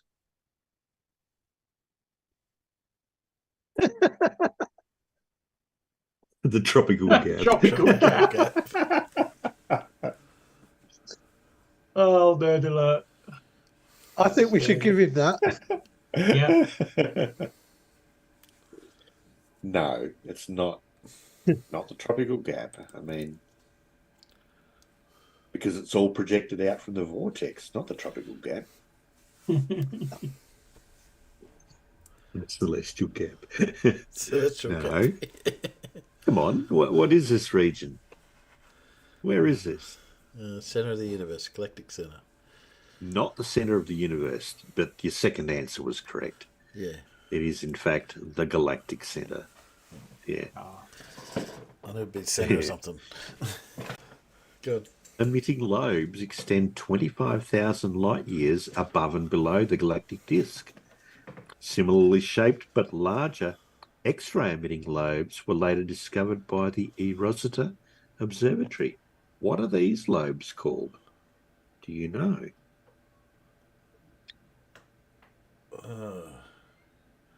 No. They're only a fairly recent thing, and not a real lot of people know about them. No. Can't say I do. Well, it's not off. I'm sure maybe when you mention them, I'll know what it is. But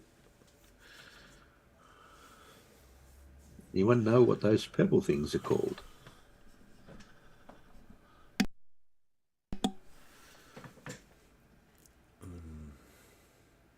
No? no. Nope. Where's Matt Mini? The plane of inertia. No. Come on, there are no astronomers out there. Not today. Someone, surely. Clive Wells, why haven't you answered that answered correctly. I find myself drawn to other heavenly bodies, thank you. That's right, Turing test 2. You are correct. They are Fermi bubbles. Yes, well done. As opposed to softy bubbles.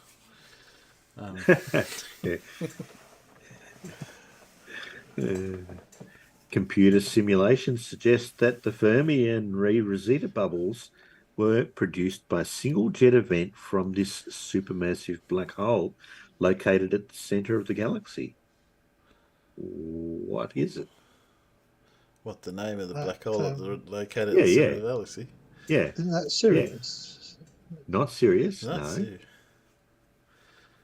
You can't be serious. No, can't be serious, obviously. I was going to say, is it something that in the Hitchhiker's Guide to the Galaxy that they used to say? No. Come on, you all know this one. This is not a hard one. Well, it's not something like Ursa Minor. I'm only throwing it at there.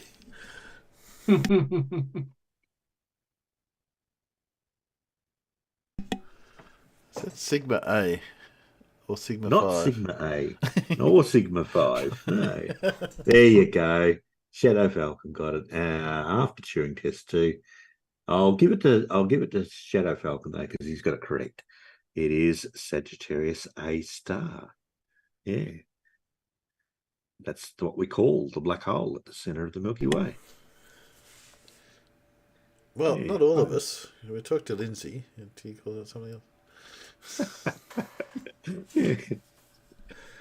Question 7. The formation of these structures can be modelled by the Tillotson equation of state, though more recently the semi-analytical Anfos model is often used instead.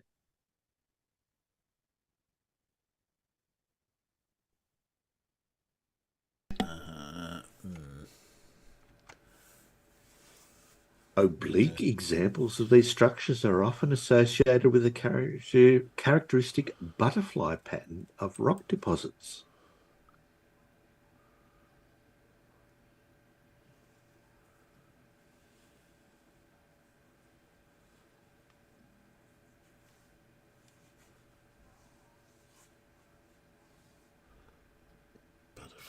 Black hole called Fleetwood Mac.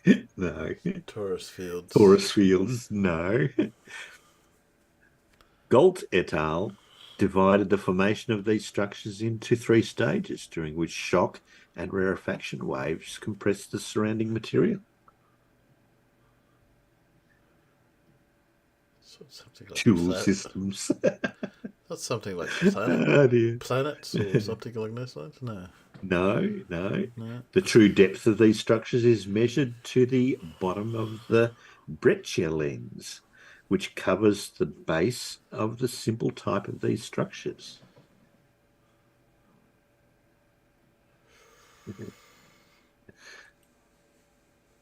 discovery of coesite and stishovite near one of these structures, which can have peak ring and multi-ring variants, led to a theory of their formation developed by Eugene Shoemaker. From the Shoemaker-Levy 5, obviously, fame. Comets? Not comets. Not ice walls. Shocked quartz and high levels of iridium are often found near Watt structures, a prominent example of which is located near Chicxulub. Asteroid impact craters. That will do. Indeed. They are impact craters, yes. All right, question 8. This body of water contains the Atlantis II deep submarine bases, one of the world's major examples of ore-rich hot brines.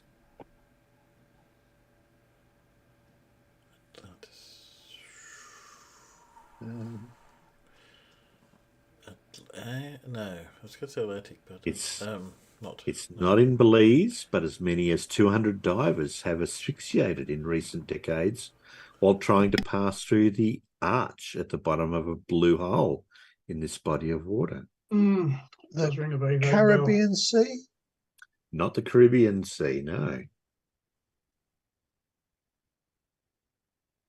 This body of water faces an imminent oil spill from the ESO Safer, a derelict supertanker that has been moored in it since 2015.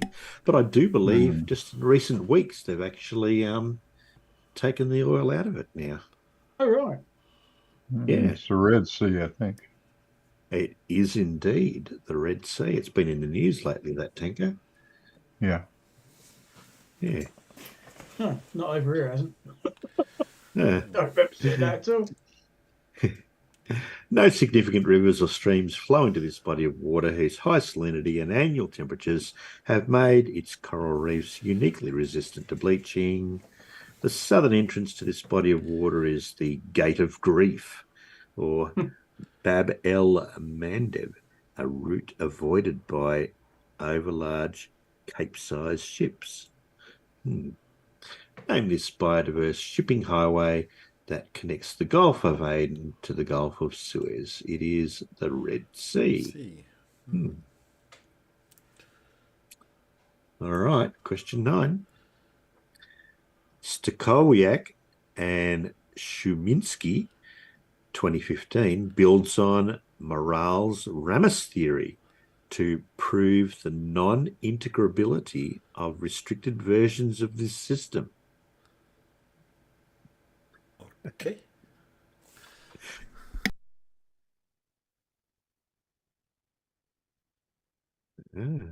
A ratio of lengths denoted alpha must be a root of the formula alpha cubed plus 6 alpha squared minus 4 lambda squared plus 4 for slow periodic energy exchanges to occur in a type of this system developed by Nicholas Rott. What kind of system are we talking about?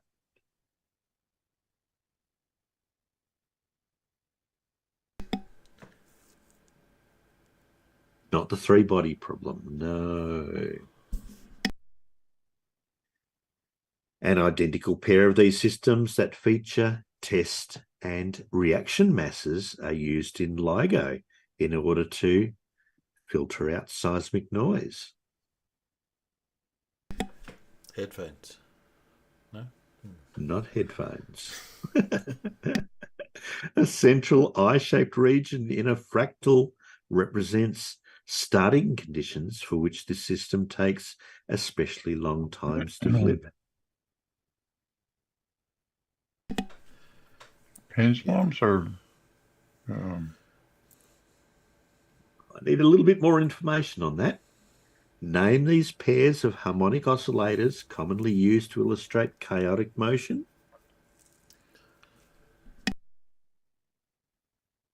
You're on the right track, Blue. Double pendulum. Double pendulums are indeed the answer. Yeah. Very hard to analyze.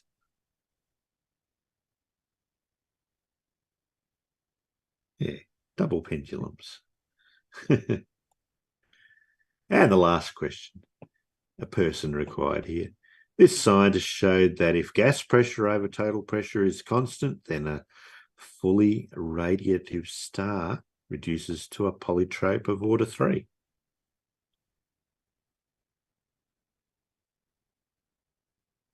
This scientist proved that every spherical density distribution has a corresponding ergodic density function.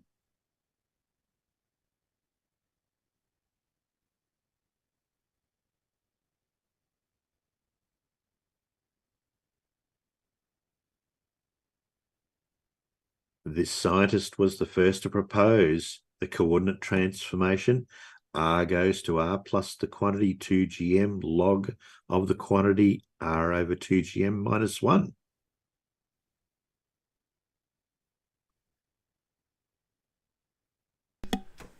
Not MDM. Goes to R plus.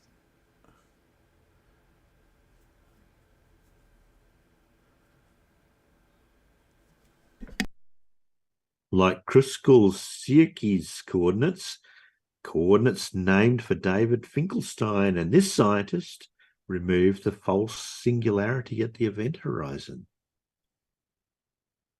Mark Sargent. No.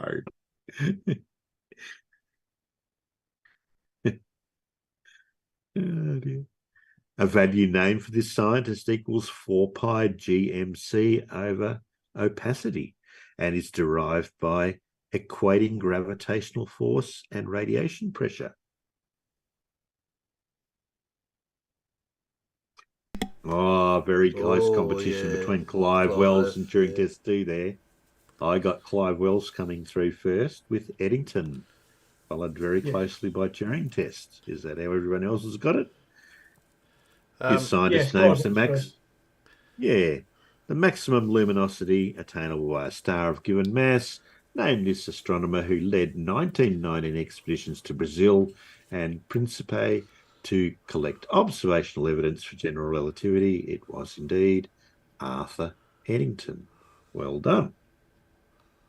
And that was your quiz, Paul, for today. Thanks for that, Paul. There you go. Oh, thank you. Thank you very much. Well, there you go. It was hard. So Blue, how many did he get right? About 2 or 3, I think. 2 by my count, yeah. 2 by your count. Oh, wait, maybe 3. Maybe 3, yeah. I got one Disney. I'm sure Blue also knew the parasitic capacitance one. Yeah, I wasn't watching. been in and out. Oh dear. Yes. Well, things have been a bit quiet on the other side. What else have I don't think Everett's put out one. We watched Everett on Wednesday. I think he hasn't put out a new one yet. Yeah, I don't think he's done one since Wednesday. That's a bit slack. I should have told him when I saw him. He was in chat today. Should have told him to do one for tonight's show just for us. So that'd be. What else have we got? Well, Dan has got a video. Dan, the science man. Sorry, sit up straight and talk to the microphone. Dan, the science man, has a video on Dell is a Dell and this current thing. So let's put that one on. I do have a quiz. Paul, you don't have another quiz, do you? Yes. Paul, I'm just checking you don't have another quiz, do you? No, I don't. No, that's all right, because I do have one. Been way too busy. No, I don't expect you to have one. I was just checking. I didn't want to leave you out if you'd gone to the effort. Okay, let's put on this one. This covers more of Dell, since he's a bit of a theme this week. Transition so you can see. Here we go. Scottish flat earther that runs the channel Beyond the Imaginary Curve. Now, he used to feature quite a lot on this channel, but over the years he's faded from the forefront of flat earth YouTube content creation, and he is certainly not a fan of me. Without further ado, he's got such a glacial look in him. You can see that he's just a snivelling little cretin. I would love to know the real history of this guy, because there's something that's just not quite right with him. Oh. If people do enough digging, they're going to find something on him. However, Dell is still active, and recently he posted a video about a slinky spring with some hilarious commentary. It's impossible. It's impossible. It's impossible. Impossible. Tell me that's too loud. Hello all and welcome along to another episode of Flat Earth Friday with me, Simon Dan. Thank you very much for joining me. Before we begin today, a quick note on the Flat Earth Friday supercuts. Now, I've started to release the Flat Earth Fridays in 6-episode supercuts, starting way back from the beginning over 5 years ago. The first 2 have been released, so that's 12 episodes. I'll put the link in the description for both. Drink the nostalgia in. So, back to Dell and his slinky spring. Now, he's with his friend, and I think he thinks he's about to break physics. Let's find out how it goes. Right, so we've got a wee test with the slinky here, the spring. before we get to that, I've just got a couple of things we want to say in regards to the last video, which is again as predicted with the water and no displacement of the liquid and the gas. We've got people coming in and asking for special pleading circumstances, like a magic acceleration that accelerates the bottle, the gas and the liquid all at the same time. There would have to be some sort of tractor beam, and if I use their language, this tractor beam would have to attach to every molecule of every component and accelerate it at the same rate, which is absolutely ridiculous. But it was predicted that they would come back with that. So I realise that probably doesn't make much sense. So let's have a look at the video he's talking about in question here, which was the video he released before this one. Double Dill. Okay, so this is just to clarify and highlight what the actual point is here, okay? And I'm going to try and make it as simple as I can for you. So whether you claim electrostatics, gravity, magnetism or density as being the cause of the downward vector, and you know, objects, you know, appearing to fall towards the earth, and every one of these claims are claiming that when I let go of this bottle, it's the bottle and its contents that are going towards the earth, which implies that there's an acceleration at play. Yes, Del, a measured one at 9.8 metres per second squared. A demonstrable acceleration. Okay, that's what they're claiming. Electrostatics, magnetism, gravity or density. Well, for the rest of us, we know it's gravity, but yes, continue. They're all claiming that there's something that's making this go towards the earth.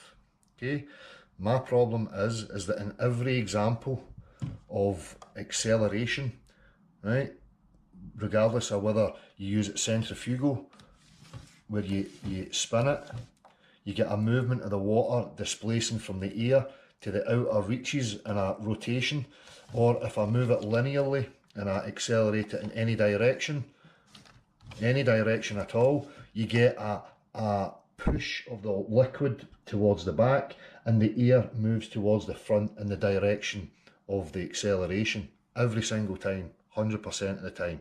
That's a fact, right? That's called inertia, Del. You, Del, are accelerating the bottle in this instance, and the contents inside it continue at that rate until something stops it, which in this case is the bottle itself. People, when you let the bottle go, there is no displacement. The water stays exactly where it is. If this was being accelerated downwards, then the water would move towards the top and the air would move towards the bottom. That's what happens in cases of acceleration with liquids and gas. Oh, you mean like this bottle here in free fall around the Earth? Yeah, that is what happens. When you drop a bottle from a few metres, you're not going to see that because you haven't got enough time to actually see it. It's not a solid. Eh? If I froze that and the water was now solid and I done it, then everything would remain in place. But it's gas and it's liquid. This is how they behave. Okay? These people who are promoting the idea that this is being accelerated down are promoting an idea which is no observed to us. It's not something we can demonstrate. There is no accelerative way or force that I can, you know, accelerate the bottle, the gas and the liquid all at the same rate with no displacement occurring. So as you can see, this was the video that Del was referring to at the beginning of his Slinky one. Unfortunately, Del doesn't understand the physics or know that gravitational acceleration is entirely measurable. Right, back to the main video for today. You know, you ain't to say on that matter, Marty, before I move on? No, well, actually, I was actually outside and I seen a couple of kids. You know, they're just out of school, so I thought I'd ask them, because they're educated and they know everything. Oh, I call them some folk, you know, kids can do it in school. Yeah, because kids repeat. Yes, they repeat established science that's been taught through experimentation. It's called learning. Unless you want to write off every single thing that you've ever learned. After all, that would be repetition too, wouldn't it? The thing about we've measured downward acceleration with kids in school. The point is, you're assuming an object is a thing that goes from where it is to the earth. You're assuming that it's the object that moves through 3D space. That's the point that's in question. Ah, so we're all just imagining it then, are we? So, you know, you're just making the assumption that it's the object. It could be the reference frame that's in motion, and that's what we're seeking to investigate. Okay, so what are the alternatives then, Del? Earth and everything on it, including you as an observer, are moving upwards towards the object? Well, surely you'd feel that, Del. You flat earthers love to talk about your senses and how it doesn't make sense. And frames of reference don't change what's happening. They just explain what's going on from a different perspective. Gravity is not dependent on frames of reference. Not looking too good, that explanation, is it, Del? Anyhow, postulating, we've got a slinky here. So what I want to show you an example of, right? If we let it go, Marty, you take an end, and we both stretch the slinky. Be prepared here for a colossal failure of classroom physics. And they were just slagging off learning in school as well. Oops. We both stretch the slinky and we both let it go at the same time. 1, 2, 3, go.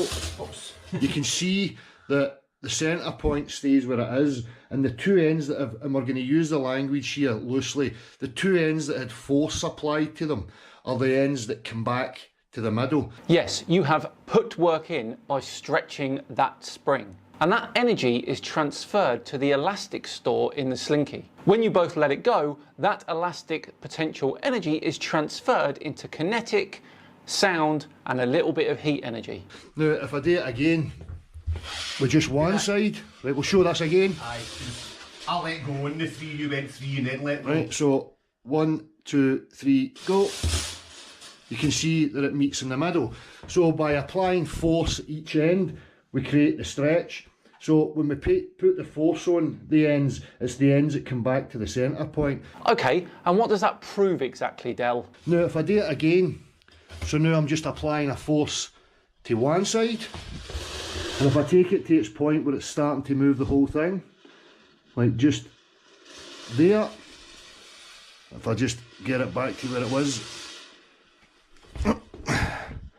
and now the side that I've applied the force to, when it's let go, that end stays still, and the end that the force applied to is the end that moves back to there. So if Marty does it the other direction, just to the point where it's at a stretch, now Marty lets it go. So you can see there that whichever end the force is applied to, right, is the end that goes back. Incredible demonstration of elastic energy. Well done. Again though, what does this prove? Right, so if I then invert this, This proves the earth is flat. and this is where I'm going to need Marty's assistance.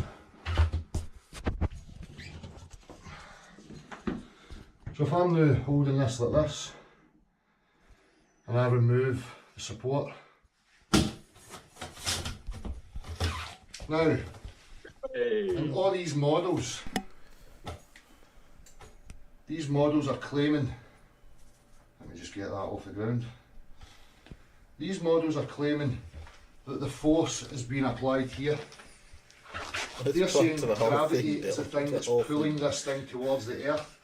So as we just demonstrated, if this is the end that's having the force applied to it, when I let this go, just as we see in the other example, this end is the end that should come back. Yes, he is about to do this.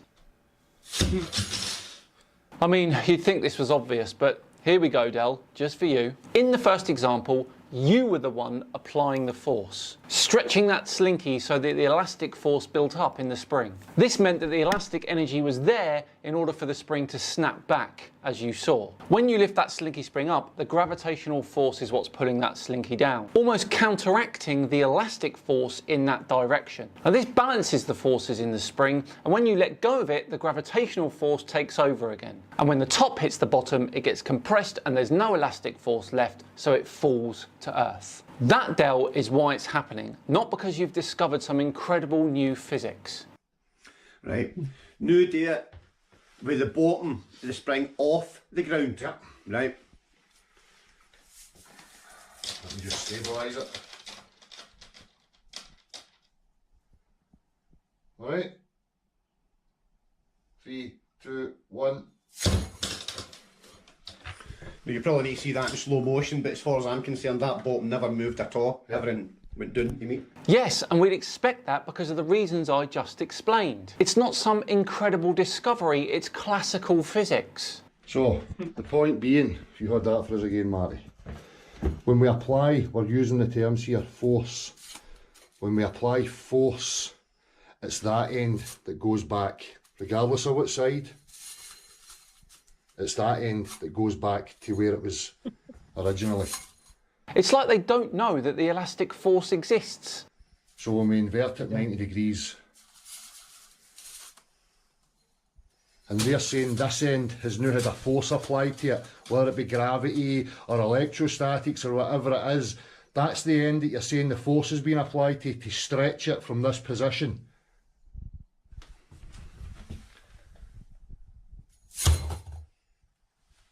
But that's not what we witness. Absolutely nothing moved. So, I would conclude. Here we go. That when I'm holding it like this, it's this end that's staying where it was. And it's us that are causing the stretch, because you can see the force has now been applied here, because it's this end that comes down. It's this end that compresses again. Okay, so we'll leave that with you and see what your thoughts are on that. Total nonsense. You're trying to reinvent the wheel by using a square. Unfortunately for Dell and his mate, no Nobel Prizes will be winging their way to them. But at least they tried. Well, there we go. Another Flat Earth Friday all done and dusted. I truly hope you enjoyed that one. Always love catching up with some old friends. Thank you so much for watching. It truly is appreciated. If you enjoyed that one today, please do consider subscribing to the channel and, of course, hitting that like, thumbs up button too if you really enjoyed it. I've been Simon Dan. Have yourselves a fantastic weekend, and I'll see you all on Tuesday, where Jake the arsehole is going after the ISS again. See you then.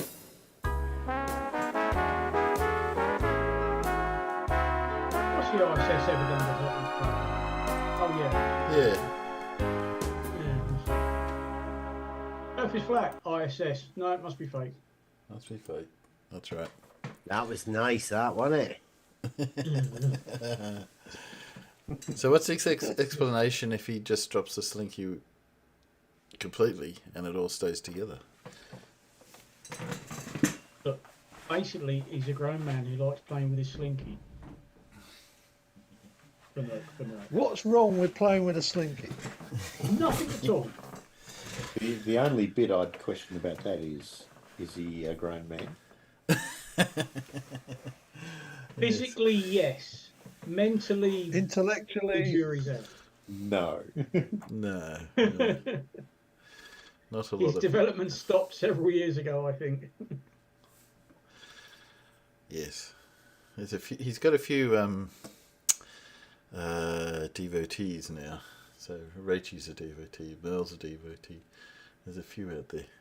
We'll see if there's a whole new flirt movement around Delhiism. That'd be interesting. What have we got? I got a quiz. Ian, I got a quiz. I do. Is it one of your cryptic quiz? What? No, I did something different this time, just to be different. I still call it a twisted quiz, but that's just because I like the alliteration. It's not one of these world's hardest quizzes that are easy. No.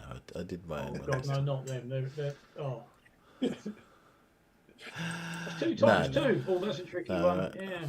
I only do those every now and then. I just like the irony of world hardest quiz. Yeah. What's 1 + 1? If you can answer every question, then you're more intelligent than 80% of the human race. Yeah, those clickbait ones. Yeah. Finish these 5 questions and you have an IQ of 200. Yeah. Yeah. Hang on a second. That's the sort of thing they put in the Daily Mail. But then when you read the comments left by Daily Mail readers, you think, yeah, actually, they might have a point. That's to them. That's the hardest quiz. But which is worse, the Daily Mail or the Express? Oh, well, they are basically the same paper, aren't they? When you look at them.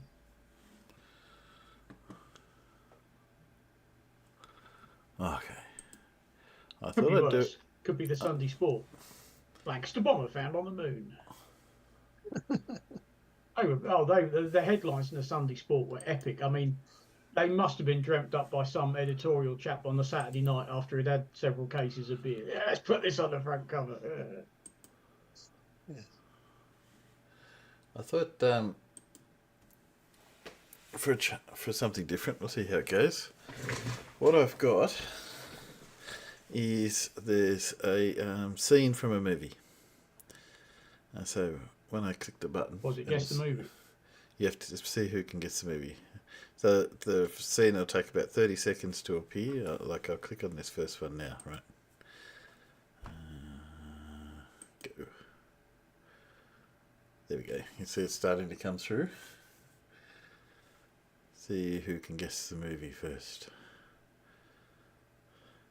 I use my nice complicated background just to make it trickier. Yeah. Oh God, that piece of shit. I'm not even going to say the title of it. Won't let it pass. I'll say it. Home Alone. Yeah. Awful film. You didn't like Home Alone? It does have a few. I thought it was hilarious, actually. Yeah, this kid does try and kill two home intruders. There's a whole lot of things that could be wrong with Home Alone. I've seen it in film form. Okay, you ready for number 2? Let's see. Go on. Go on. Here it comes. So you can get it first. The Wet Bandits, yes, that was the one, Dora. Should we get this one? It's not too hard. Not seen it, Clive. That's got Not to be seen Groundhog Day, hasn't it? Yeah, that's right. Groundhog Day. Yep. Yeah. Well done, Alan. Clive Wells says he has not seen Home Alone. You're doing well, mate. You're doing well. He's left some room for some other information. Ironically, I haven't seen Groundhog Day that many times. What? I don't think I've seen that movie all the way through even once. What, Groundhog Day? I know I've seen it at least once. After that, I'm not sure. It's not one of those films that you can watch again and again, I don't think. No, I think I've not mentally watched it all the way through in one go. I might have sat there with my ex. Does it have connotation? No, it's a good film. But yes, I don't think you watch it too many times. You sort of know what's going to happen. Okay, let's see what's next.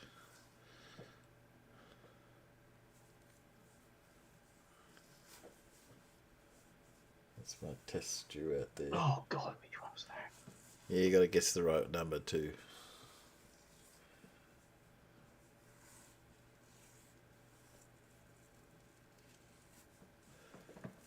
Okay.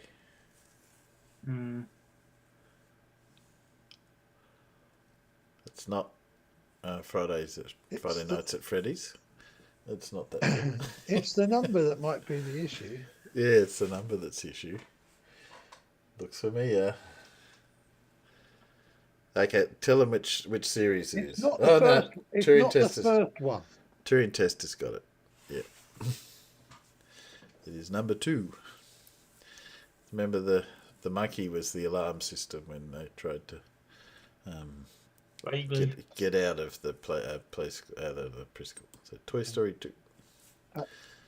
Was never allowed to watch that because my son, who's profoundly autistic, had a fixation on the original movie. So we watched that a lot. A lot. It's a shame. And if you tried to put Toy Story 2 on, he would flip out.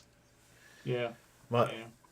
My son didn't like. He liked it, but he didn't like Jessie's song in Toy Story 2. It was just too emotional for him, too upsetting.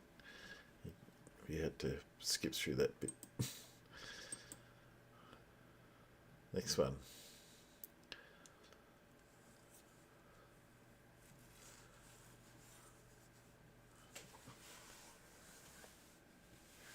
the man with two brains? No. No. Yep. Dora's got Oh, it. it is. No. Dora has got it. It is Flubber. I think I've seen that one and then instantly forgot about it. It's been a while. I haven't seen it for a long time. It was a big thing. It's not a classic, shall we say? It was big at the time. Big-ish. Yeah, that's Flubber. Oh yeah, next one.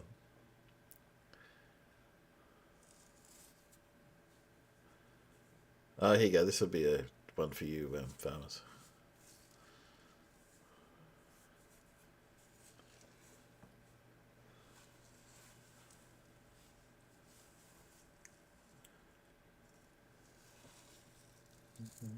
Oh God, which one's that? Oh, I lost track. It's one of the last three, isn't it? No, it's It not is, a but new... I couldn't tell you what it's called because I just. It's not a New They all Hope. just merged together. Is it Last Jedi? Is it Dora? No. Well, they've got a bit of shit to be Close. honest. That's the last one. Oh, Flubber. Flubber. Now that would have been a better title, to be honest. I didn't put it in. Oh, what was the last one called? Oh, now I've got another block. Force Awakens. Force Awakens? Yeah, was that the last one? Was it? Force Awakens. I don't know. Clive Wells got Like I said, they all. I mean, basically, they all got crap after The Empire Strikes Back, but you know. No, that's when, remember that they get together and they find out the Emperor's still alive, and yeah, that's a bit weird, that one. Next one.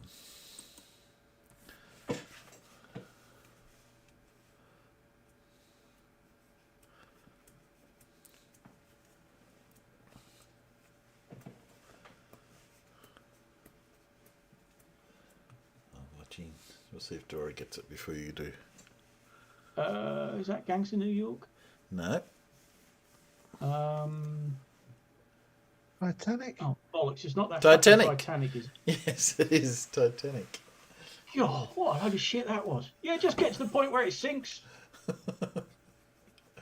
I think, as everyone says, the most silly thing is there's room on the raft for two. Why did he have to die? Yes, Titanic. Titanic. Okay, next one. I mean, you went to a lot of effort to sort of, you know, that huge one-sided huge model he had of the Titanic as it sunk. I mean, Yeah. the effort you went to, but there's all that crap beforehand. You could done without all of that. I would be very surprised if you guys get this film. Really surprised. Actually, might even be surprised if anyone in this. Dora might get it. I don't know. Yeah, Clark, don't bother. It's crap. That's it. Titanic. Not ringing any bells, I have to admit. It's not No. a chick flick, is it? Yeah, it is. Oh, well, there you are then. Don't do chick flicks. Don't do Name, a rom-coms. chick, name the ultimate chick flick, supposedly. Kill Bill. No. Kill Bill That was when I was married. That was my wife's idea of a chick flick. Shall we watch that chick flick? Kill Bill? Yeah, go on then. No one's got that one. That is The Notebook. Never seen it. No, I didn't Never think heard you of it. You've never heard of The I've heard of it, Notebook? never seen it. No, Notebook. Never want to see it. Yeah, it's not on the Notebooks. list. Oh, that was awesome. Going to see Oppenheimer on Monday. Oh yeah, I can't. Ooh. I'll wait until that's streamable. But yeah, I'd like to see that. Yeah, that's going to be streamable fairly soon. Not But in any yeah. hurry to watch Barbie. No, even though it did get a good 86, I think, in Rotten Tomatoes, I'm still not rushing out Oh, it did? to watch it. Yeah. I'll tell you what I watched last night on I think it's on Netflix. Heart of Stone with Gal Gadot in it. Okay. Yeah. No. You know what I watched last night was they cloned Tyrone because Oh yeah, was that it got any a good it got a good score, and I was chatting with Was was what watched it the night before, and he said, "Oh, Yeah, it's a bit slow. He fell asleep in bits. I said, "Oh, yeah, I better watch it early then." Guess what? I fell asleep before the end of it too. So that's always a pretty good indication just how crap a film is if you fall asleep through it. Yeah, I had to go back to watch the end, and then it still didn't make any sense.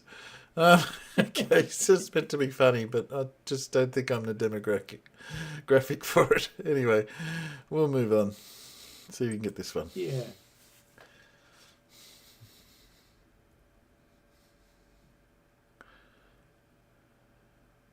Oh, this one's some of the more older people. Not that older, but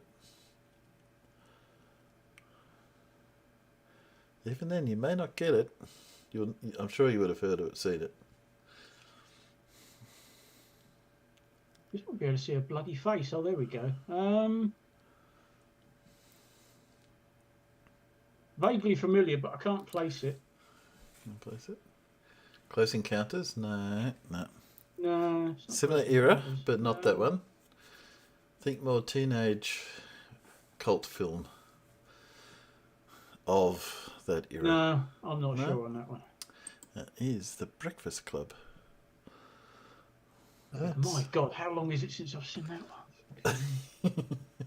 Yes. Probably why I couldn't remember. It says vaguely familiar, but yeah, I couldn't remember that. That was the sort of film we only watch once, to be honest. Is it a chick flick? No, not really. No, not really. Teenage coming of age. Well, coming of age isn't the right word, but yeah, this is a more recent one. This will see if you've been watching what your type of movies are. Anyone who's seen this film will know straight away. So it tells me you haven't seen it. I don't think I've seen this one. That's not ringing any bells. No. Not getting any answers out there either. Well, give them a while because if I talked about behind, and that does... circuses, but give you a bit of a clue out there. No, not the Prestige. I definitely haven't seen it. Musical, even? Does that give it away? Oh, I think I might have seen it, but again, what the films. I know what you mean, but I definitely haven't seen it. Yes, The Greatest Showman. The Greatest Showman. Yeah, Shadow of Falcon. I got was close by friends.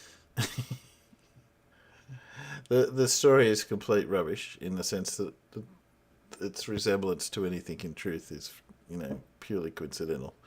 But just like all those others. This film is based on a true story. Yeah, no, it's not. He took all the facts and threw them out. Yes, the Greatest Showman. Okay. Are we going to need more? Or do you have another one? How much? Can't remember. Oh, this will be an easy one, I think. Well, easy for me. No, it wasn't Starry. Yeah. Come on, someone's got to get this one quickly. That Forrest Gump. It is Forrest Gump. Yes. Never ever seen it. What? What? Forrest Gump is a film worth watching. It's an excellent piece of entertainment, Forrest Gump. Like most films with Tom Hanks in it, but yes. Yeah. No, that is definitely a film worth watching. Yes. Now, it's not just because Tom Hanks are in them, but he seems to have a managed style of getting some of the really good films. So, yes. Yes, that's where my name's First. Tom Hanks based his entire character on that kid. The way he talks in the film is exactly the way that kid spoke, and he thought, "I'm picking that up and going with it."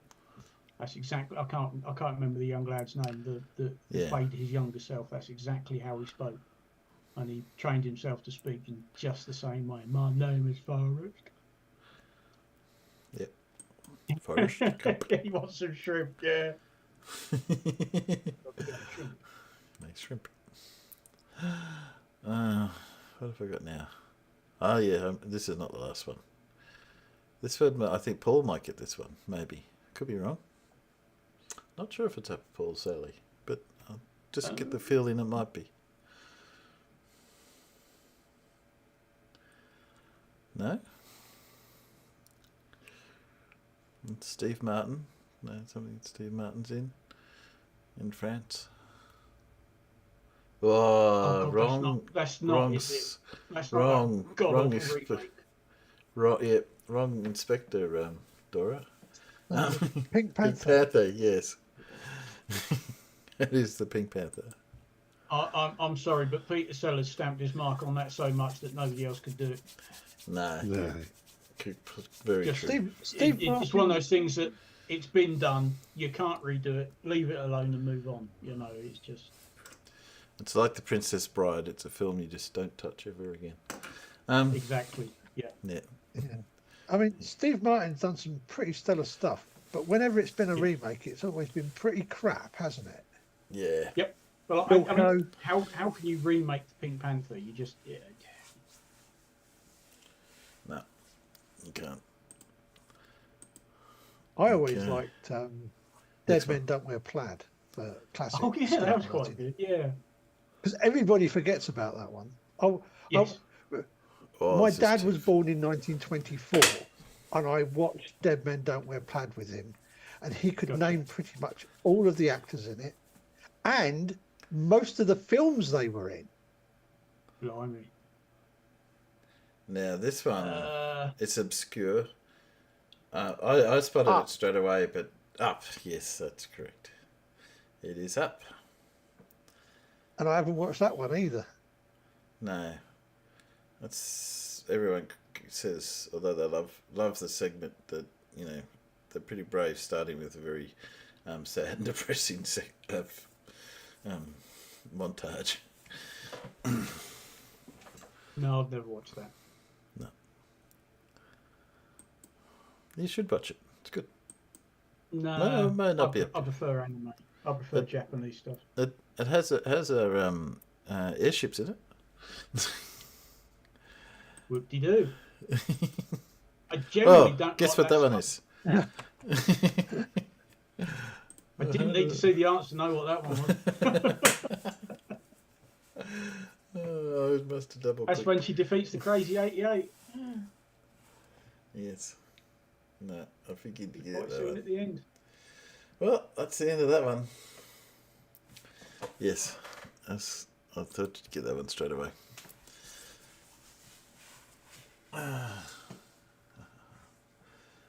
Yes, Kill Bill Volume. Now that's a chick flick. It is a chick flick. Yes, it was going to be all one film, but it's split up into two. Good idea, I think. Yeah, but no, I think even he realised you couldn't cram all that into one film. Yes, I wish a few other movie makers realised that. Whereas other things like The Hobbit, which is a book that's only sort of yay thick, we can make 3 films out of that. Really? No, you can't. Really? Yeah, particularly when you. If you take The Hobbit and then you take the Silmarillion and and make up a whole lot of stuff that's not together, and then put some other shit in it and have people singing. Yes, make up stuff and make up a love story that didn't exist, and then Yeah, that's just called greed. It is. Let's just go nothing close to the original. Yeah. Still potentially not the worst adaptation of The Hobbit, though. I don't know if they'd ever got to finish that other one with the where they did the battle scenes by taking old footage of World War One and then rotoscoping what's he faces onto the characters. I thought that was Lord of the Rings. That was Lord of the Rings. Yeah, but I thought they did a Hobbit one the same. But anyway, I don't think so. Maybe not. Maybe I'm just mixing. Maybe I'm just mixing up the two. Maybe I'm mixing up that one. I mean, it's still not the worst adaptation of a book or a novel. True. Without remorse. Closely followed by, I'm going to have to wash my mouth out, Battlefield Earth by L. Ron Hubbard.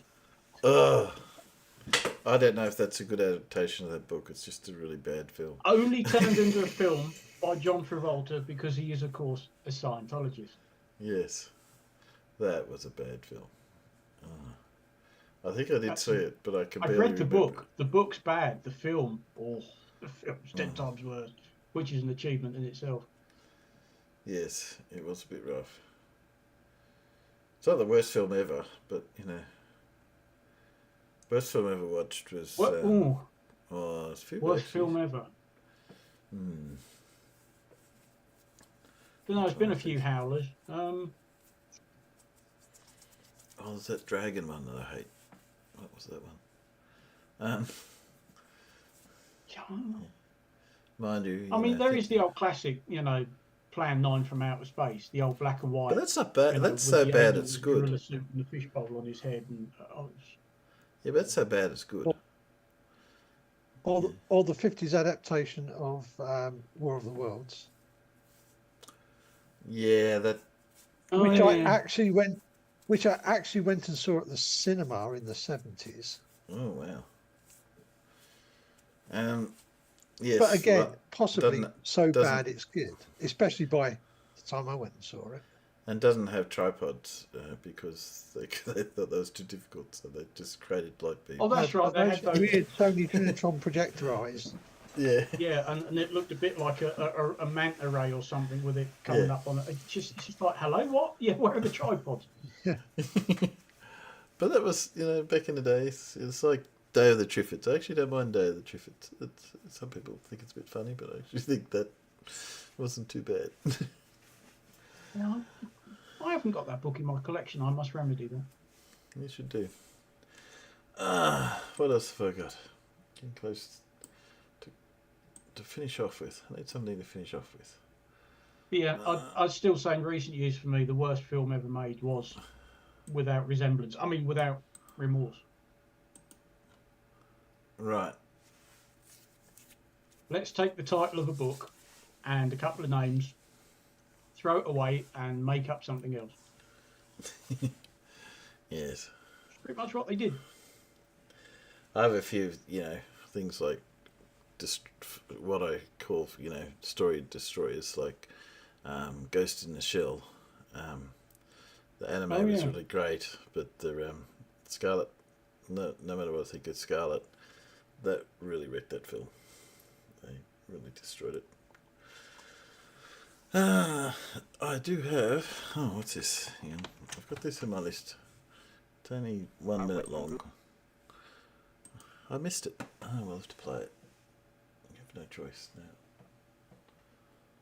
Another lot of derp. Sorry to play derp so late in the evening, but.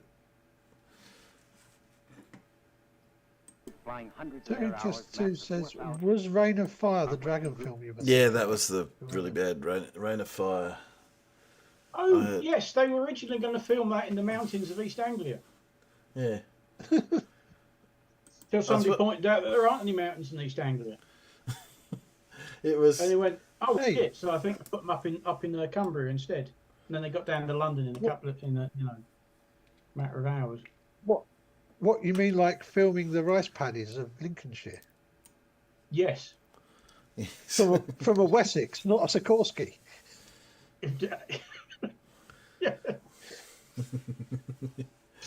Yes, it was just. How'd you kill women and children? I just don't lead them so much. Yeah. Yes, it was Reign of Fire, and the dragon kept changing size. It'd be one scene, it'd be about, and then the next scene it'd be 3 times as big, and then suddenly it's looming over the whole of London, and then goes back to the Gable. But you had Matthew McConaughey with the bloody great big axe, But then even the storyline didn't make sense, on Dragon Fire. Right. Anyway, yes, it was a film I nearly walked out on. Okay, getting back to this 1 minute of Fluffton. Hang on a sec. Let's play. Oh, I bet I know what this is going to be.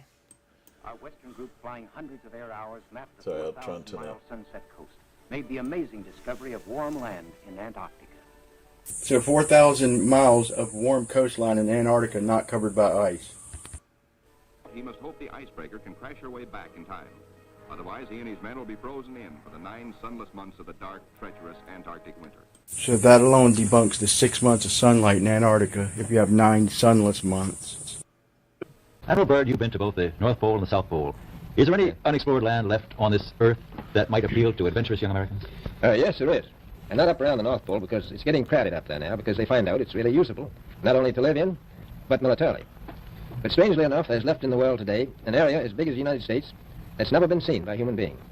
And that's beyond the pole, on the other side of the South Pole, from Middle America. The keynote here is this interview was in the mid-1950s, a full decade after the planes mapped Antarctica. Right, there you go. Little bite-sized bit of... Where's I'm looking for the point. Where's it gone? Yes. I think they all ignore the really, really important word, or two words in that clip. The other side of the pole from Little America. Yeah, exactly. Yes. South Pole, Little America, everything else of Yes. Antarctica. Because they were just on one side. And he's saying the huge area that's the other side of the South Pole. It's all still the same continent. Well, actually, it's not even the other side of the South Pole. Little America was the base, and it was only just not too far inland. So Exactly. Yeah. Not even But they the other flew side of the around South quite Pole. a lot of that. But what they didn't do, I mean, I don't think people realise just how big Antarctica is. And if you're trying to go inland from the coast, you're talking thousands of miles. It's not just, a 2-hour drive. It's fucking huge. And he said most of that nobody's ever been to because they hadn't. No. They knew it was there, but nobody had been there because it's such a huge area and so bloody hostile to human life, And they hadn't mapped the whole thing. They just mapped the coast as best they could. So Yeah.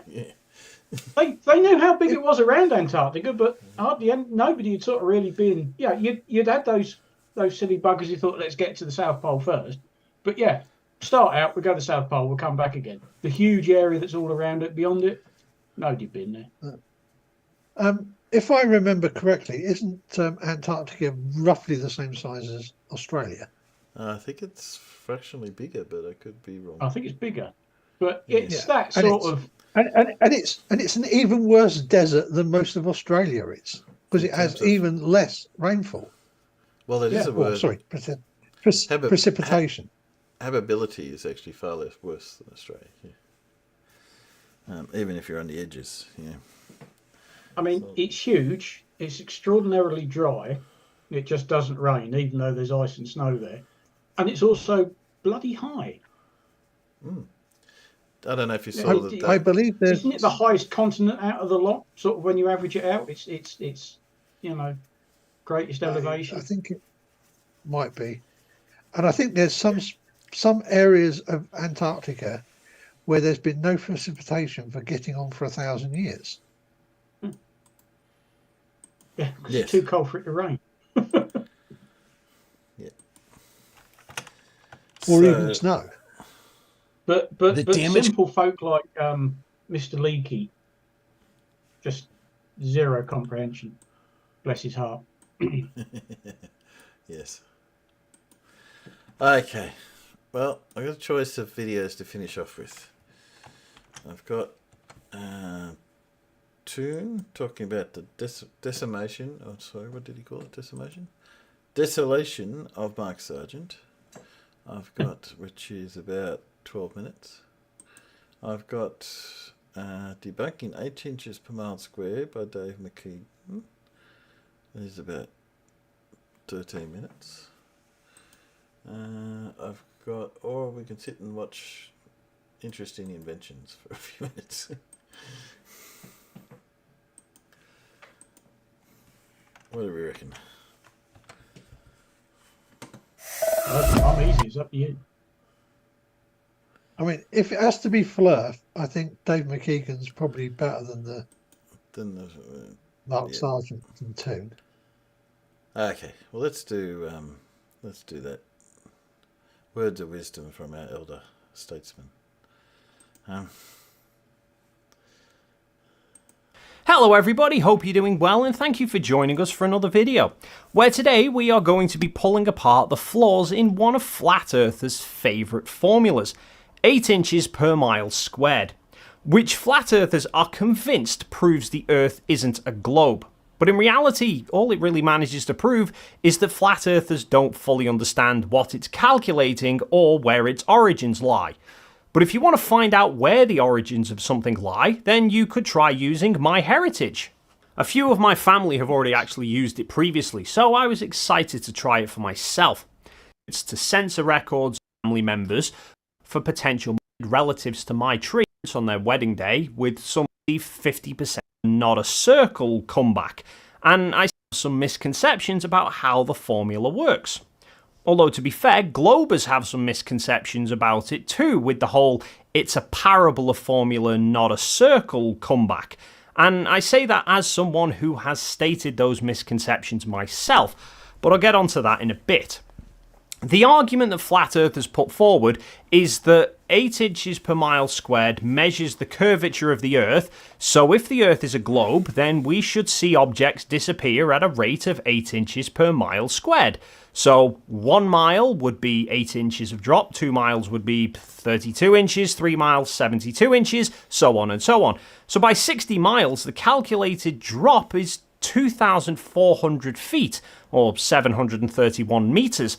They then use examples like photographs of cities like Chicago being viewed from locations 60 miles away, and the city skyline is clearly visible, and yet the tallest building in Chicago is the Willis Tower, which is only 1,450 feet, or 442 meters tall, or 1,729 feet / 527 meters tall to the tips of the poles.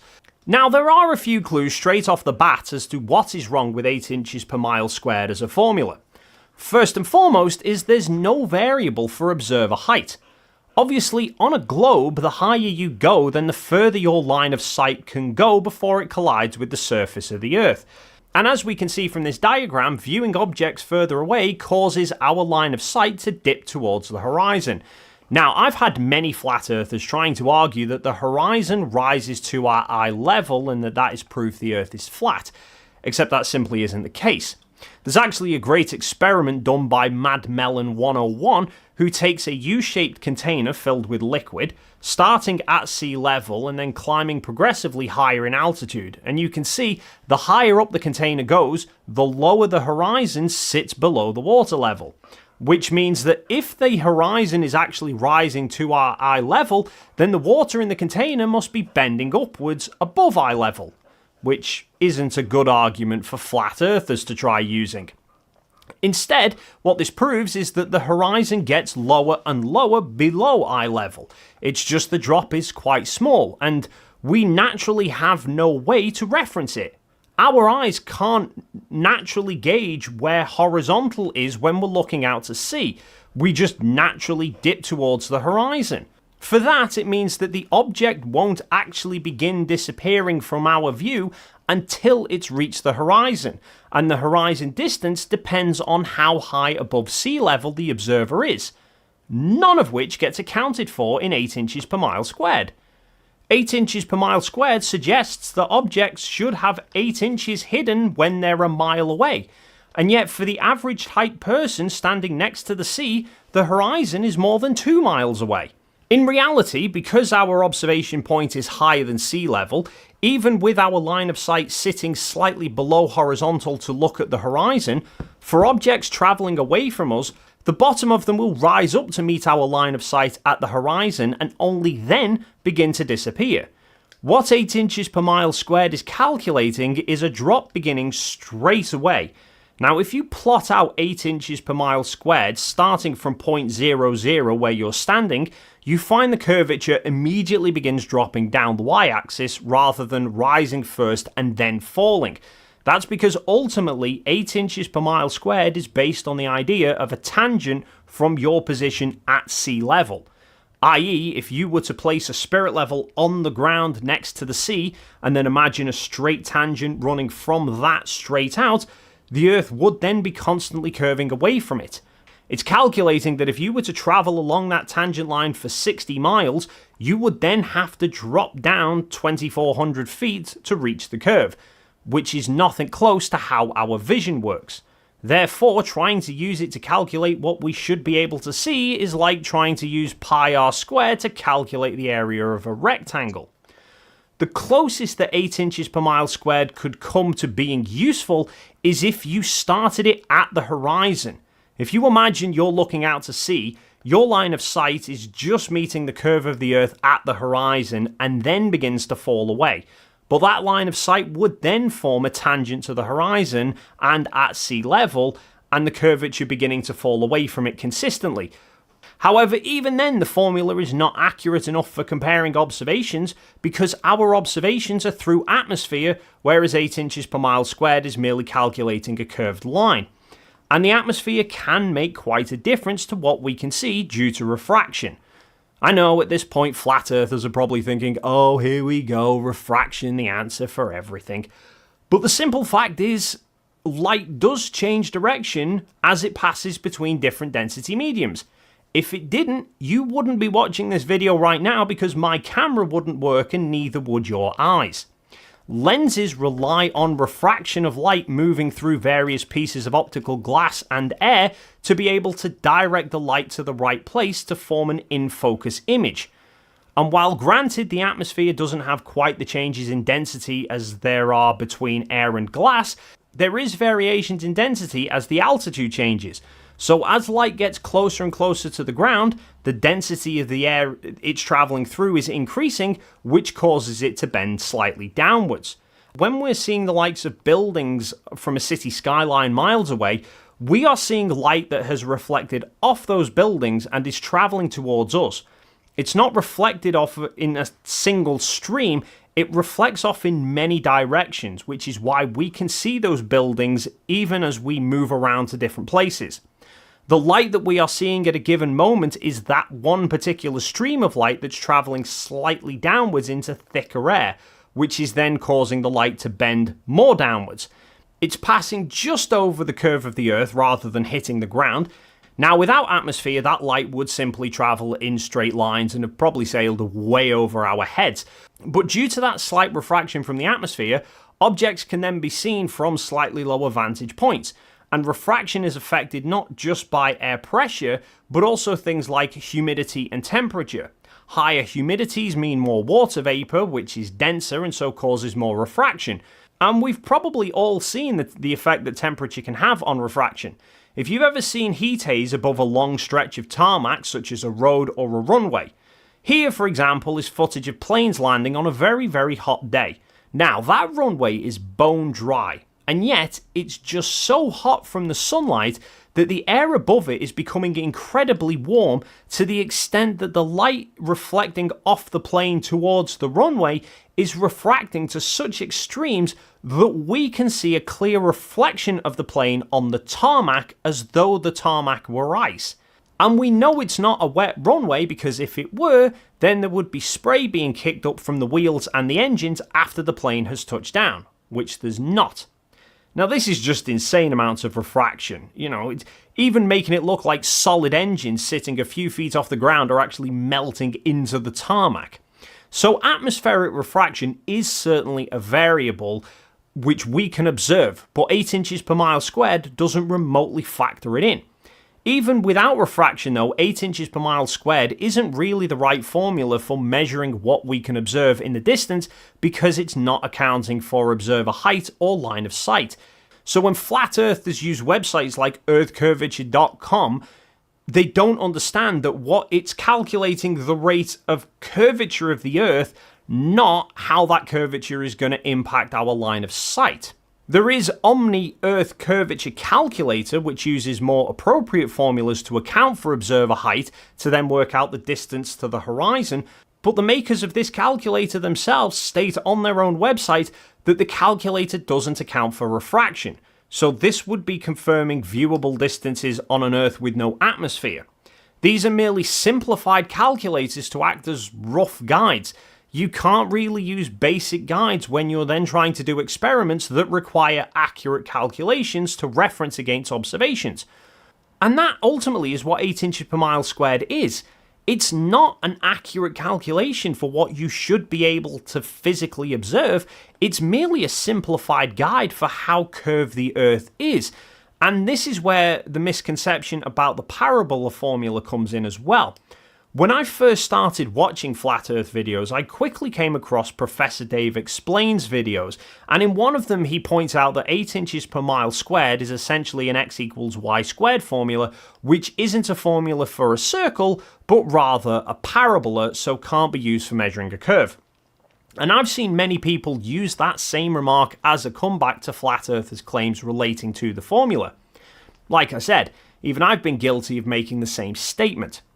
The reality is, though, that while it is a parabola formula rather than a circle, you can change the rate of curvature of a parabola by changing the relationship between the x and y values, and it's possible to have a parabola that has an initial curvature rate pretty much identical to that of a circle with a radius the size of Earth. 8 inches per mile squared is much easier to do mentally than the actual formula for a circle, and it's able to hold true over relatively short distances.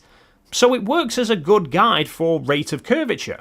The problem is it's not actually calculating anything related to what we should be able to observe, because our observations aren't taken from sea level and aren't based on a tangent line. If you want to accurately calculate what you should be able to see beyond the curve, then you need to use calculations that not only account for observer height and line of sight, but also account for refraction, just like Advanced Earth Curve Calculator does, and remarkably enough, the results from those calculations correlate with what we observe in reality. How strange. Anyway, that is going to draw things to a close. Thanks once again to MyHeritage for sponsoring this video. If you've enjoyed it and you haven't already done so, then please consider hitting the like and subscribe buttons, and hopefully we'll see you in the next video.